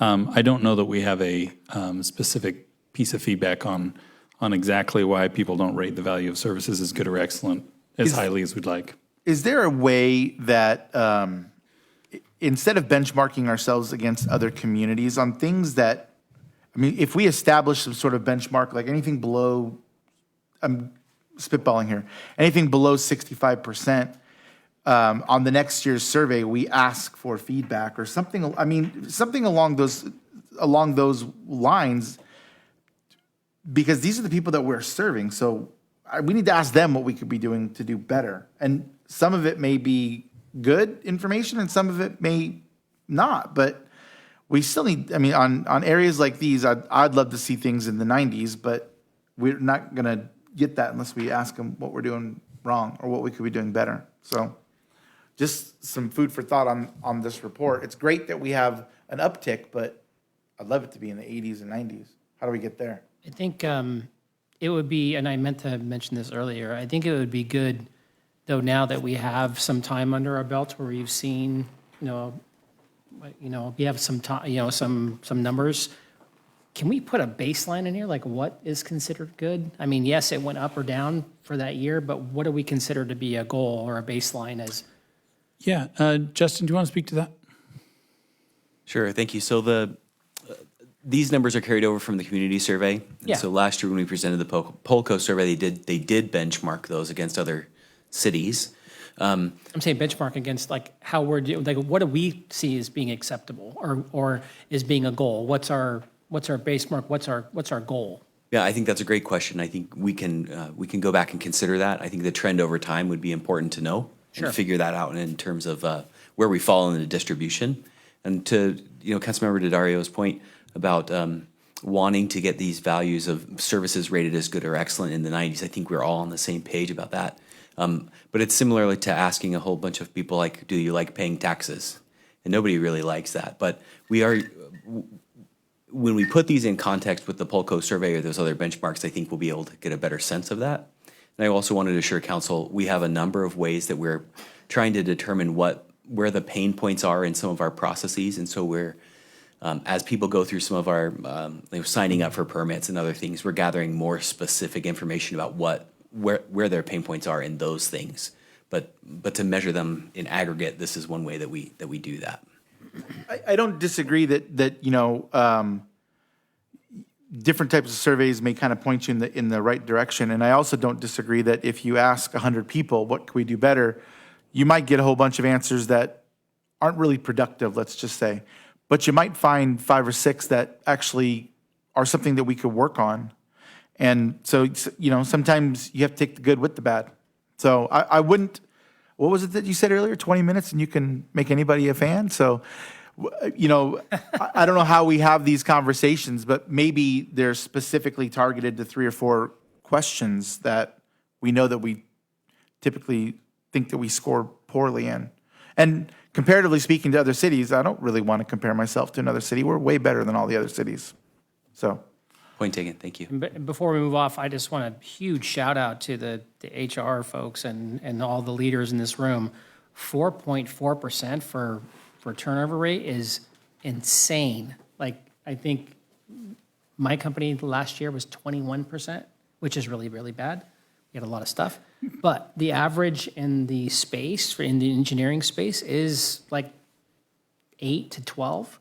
So 4.4, great job. It's 100% employee satisfaction. Wes. I mean, that number should be 0 on turnovers. Yeah. I don't even know why the 4.49 is Those leaving. 4.4% said no.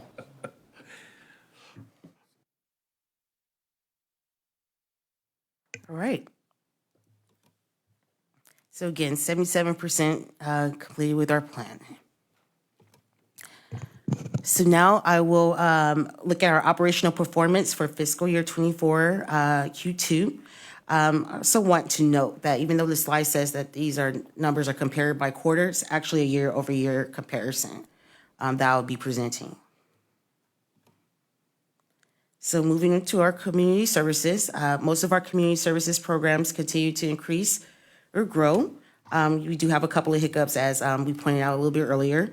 However, our indoor room reservations at the Circle City Center became available in our Civic Rec program in November 2023, and the Community Services Department continues to grow the park adoption program. We've even had several local businesses adopt or show interest in the program. So moving on to our homelessness solutions program, our PD calls for service are down by actually 974. No, that says 947. It was 974 calls, and that is as a result of ongoing efforts to address encampments, clean up debris, and connection of homeless residents to shelter, services, and housing. Likely, our cubic yards of debris removed is down as well, and this is due to regular outreach and engagement in the Santa Ana riverbed and other hot spots in the city. Clients are being connected to services before large encampments with debris can be established. Also, on the other hand, our permanent housing placements are down. This is due to challenges with the private sector rental market, as clients with evictions and bad credit are harder to place in permanent housing. Still, overall, Karen and her crew continues to make great strides with the city's homeless plan and programs. For community engagement in Q2, the number of people that saw our social media content was over 5.5 million, so we're very happy and proud of that. Our video views are over 1 million, which is a 28% increase from fiscal year 23 at the same time. And then we also see that our social media audience size continues to trend upward. For our C-Click Fix program, the Parks and Maintenance team continues to fulfill our C-Click Fix requests, as well as identify areas known as hotspots for graffiti or service requests. For economic development during the second quarter, economic development commenced on an active outreach strategy to targeted business groups. In total, 68 businesses were assisted and supported through Team Corona meetings, the Manufacturing Assistance Program, or promoted through the department's social media accounts and newsletter. As far as Live Work Corona, staff continues to actively promote the initiative and encourage businesses to take the pledge to hire local.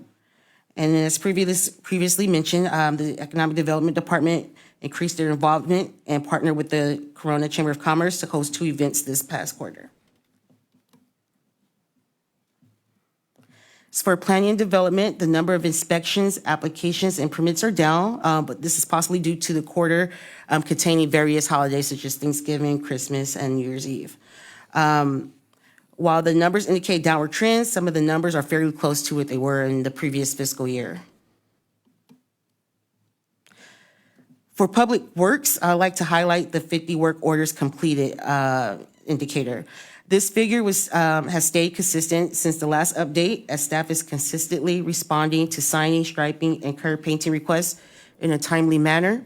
Additionally, with the recent hiring of a new street sign maintenance technician, our proactive street sign maintenance program is about to get underway, and we'll be including this new statistic on our upcoming quarterly reports.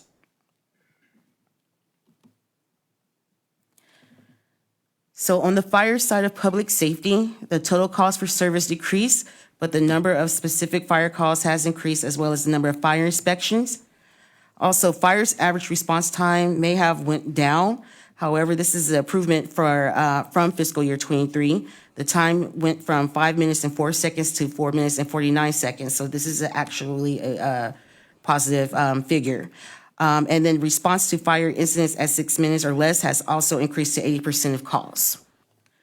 On the police side of safety, we want to focus on our parking citation efforts. Last year, council approved an additional community service officer and park enforcement officer. These additions and the reassignment of existing cadets to traffic have increased our response to parking concerns. So regarding utilities, we are always seeking ways to connect with our customers. During this quarter, received almost 9,000 calls for service, and our utility call center is keeping our average speed of answer time under 50 seconds. There was also only one power outage. and it was only 4 minutes that they went without power, and both these measures were down from the prior fiscal year. Lastly, our auto pay subscription service continues to grow, which means more customers are subscribing to the auto bill pay system. So finishing up with our internal support operations, we've had some decreases in purchasing the second quarter.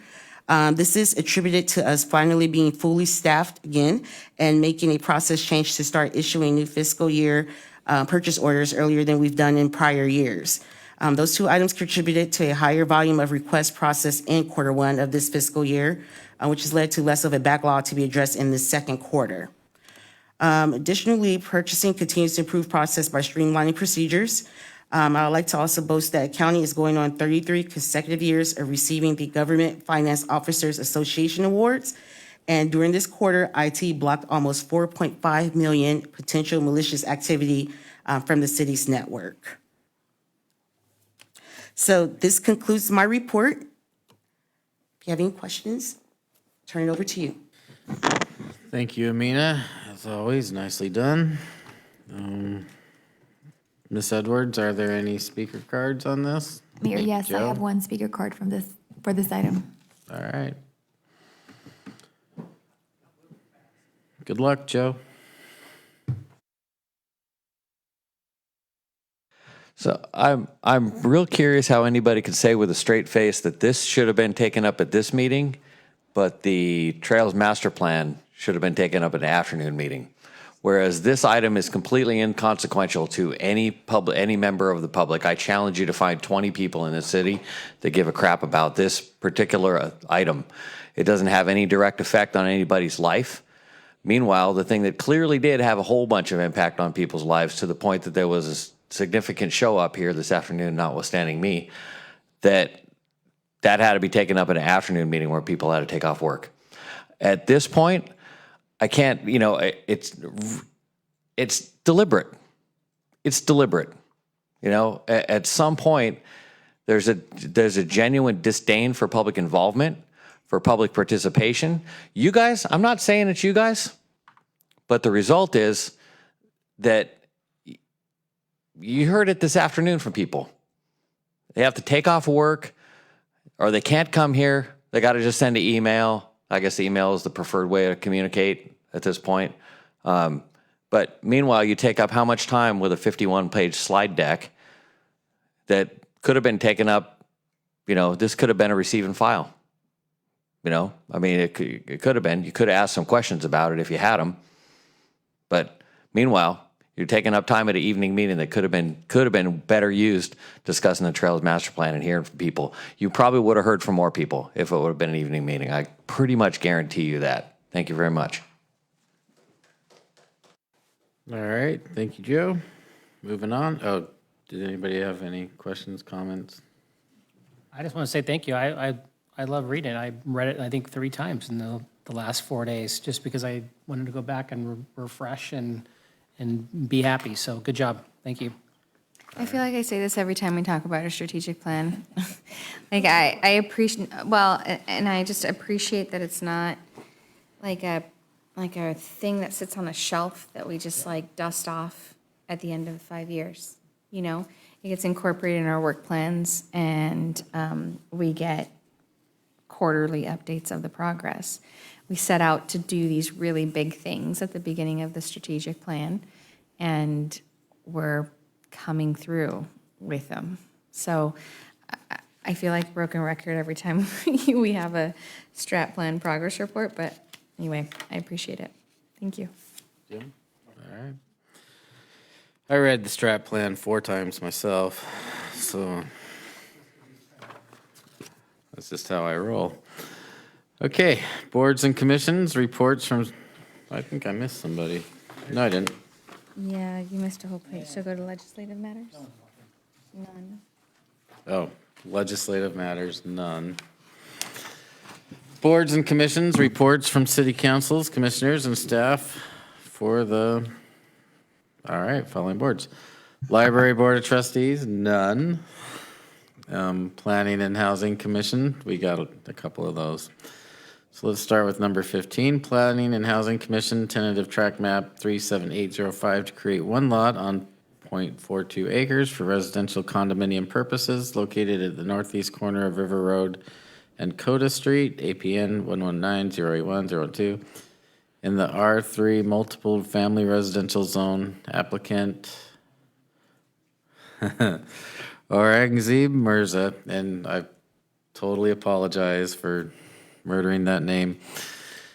Ms. Edwards, are there any speaker cards from the public? Mayor, we do not have any speaker cards. Okay, but Mr. Mirza is here if we have questions. Do we have a motion? Oh, hang on a second. It doesn't ask if these guys want a presentation or not. Does anybody want a presentation? What's that? Okay. Do we have a motion? I'll move to approve. Okay. All right. Can we have Jackie voice vote and the rest of us regular vote? Yes, Ms. Edwards. Okay. Congratulations, Mr. Mirza. Number 16, Planning and Housing Commission Report, Conditional Use Permit 2022-0004 to establish 9 residential condominium units on 0.42 acres located at the northeast corner of River Road and Coda Street in the R3 multiple family residential zone, APN 119-081-012. Applicant, Mr. Mirza. Ms. Edwards, are there any speaker cards from the public? Mayor, we do not have any speaker cards. Okay, would my colleagues like to take no action or set the item for review? Okay, it's the recommendation that the city take no action. And I think we don't have to vote on that, right? Okay, right on. Congratulations. Next up, regional meetings. If Mina didn't put you to sleep, these will. First one, update from Councilmember Jackie Casillas on the Western Riverside Council of Governments, also known as WRCOG, meeting of February 5th. You have at it. Guess what? It was canceled. Yep, so I don't have an update to provide because of the rain. Yeah, it was canceled. Well, that's a bummer. I was looking forward to that. You were. Regional meeting report, update from Councilmember Tony Daddario on the Riverside County Regional Conservation Authority, also known as RCA, meeting of February 5th. Thank you, Mayor. That was also canceled due to inclement weather. Well, that atmospheric river got you, huh? Well, they just called and said, we're canceling it because there's a lot of rain. And I said, us Californians are terrible drivers in the rain. All right. So they canceled it. Okay. I was looking forward to it as well. We never cancel a kangaroo meeting, I can tell you that. Number 19, update from Councilmember Westbeek on the Cal Cities Housing, Community and Economic Development Policy Committee meet. You really went to this thing? Yes. Yeah, not only went Do to you it, want I to provide an stayed. update, or? It's really quick. It was really, the majority of it was talking about because it's the beginning of the bill cycle, so 100 housing-related measures were introduced. So there'll be another onslaught. But however, what stole the show was the $38 billion budget deficit. And the governor's proposal stripped out $1.7 billion from different housing programs, including $250 million in multifamily housing program, which only leaves $75 million for 2030 or 2023, 2024. Also cut $200 million from the infill infrastructure grant program, which provides funding for essential infrastructure. Let's see, $60 million was still committed to the California Competes grant for an additional year, but they're not expecting it to get renewed. The cuts were also $300 million from the REAP program. That's what helps fund some of our planning efforts. $247 million in multifamily, $152 million negative for CalHome, negative $50 million for veterans homelessness, negative $13.7 million for the Housing Navigator program, and almost $500 million were taken away from the student housing program. And probably the biggest impact to low-income housing production was the elimination of $500 million from the low-income tax credit. So all hits all the time. All right. that the governor's office and several other folks are saying there won't be a recession. However, there'll be a flattening of revenue in future years. And that's it. All right, thank you, Wesley. Up next is an update from Councilmember Westbeek on the Cal Cities Housing, Community, and Economic Development. Next one. Oh, never 20. mind. Glad I don't have to read that again. Update from Councilmember Westbeek on the most beloved organization, the Riverside County Transportation Commission, also known as RCTC. See, not only did I go one day, I went 2 days. Yeah. 2 days back to back, drove both times to the lovely city of Palm Springs. The kind of the major topics were CV Rail, 10% of CVAG's transportation dollars are committed to pay for that. They did get a couple of grants from the feds and the state, so they're pushing forward. Western Riverside split will be 75-25 bus to rail for that, that segment. And let's see, 6 items, unanimous vote concerning passengers, funding, and O&M costs. That's for all of our public transportation dollars. And then we did probably a whole day on the traffic relief plan. Mr. Kampu was in attendance for at least one of the, were you there both days or just one day? Yeah, both days. It was a packed house the first day, so. Let's see.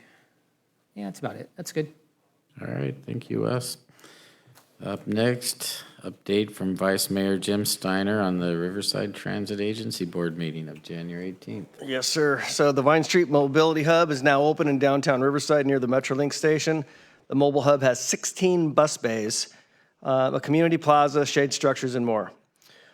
Free Ride Fridays continue through June 28th on all local Commuter Link and Go Micro buses. RTA board awarded an agreement to Creative Bus Sales and AZ Bus Sales for the purchase of Dial or Ride fleet vehicles. Let's see. To help ensure service is met, RTA agreed to sell 15 retired 40-foot Gillig buses to Sunline Transit Agency. And finally, RTA will become a signatory to the Transportation Leaders Against Human Trafficking Initiative and increases efforts to educate the employees and the passengers on the warning signs of human trafficking. That's all. Thank you, Jim. Up next, city attorney reports and comments. What do you got, Dean? Thank you, Mayor, members of City Council. We do have a reportable action out of the one closed session item we have. We can note for the record that the council unanimously gave consent to authorize the city attorney's office to use the previously contracted law firm of Dean Gazzo Royce Tatcher to assist with the case noted on the closed session agenda and any other case determined necessary by the city attorney in satisfaction of Corona Municipal Code sections 308070H and 308140E. All right, thank you, Dean. Up next is our superb city manager, Mr. Ellis. Thank you, Mayor. No comments in particular. I just wanted to give a shout out, though, with all of the rain that we've been getting. I just want to tell you how proud I am of our entire city team who has dealt with all of these issues. You notice that we haven't had too many emergencies that weren't already well in hand, and that's in large part thanks to the leadership team that you have here and all of the dedicated men and women who support them, who helped us get through this with minimal inconvenience to our residents. So I just wanted to give a shout out to our team and thank them for great work. That sounds like 100% employee satisfaction right there.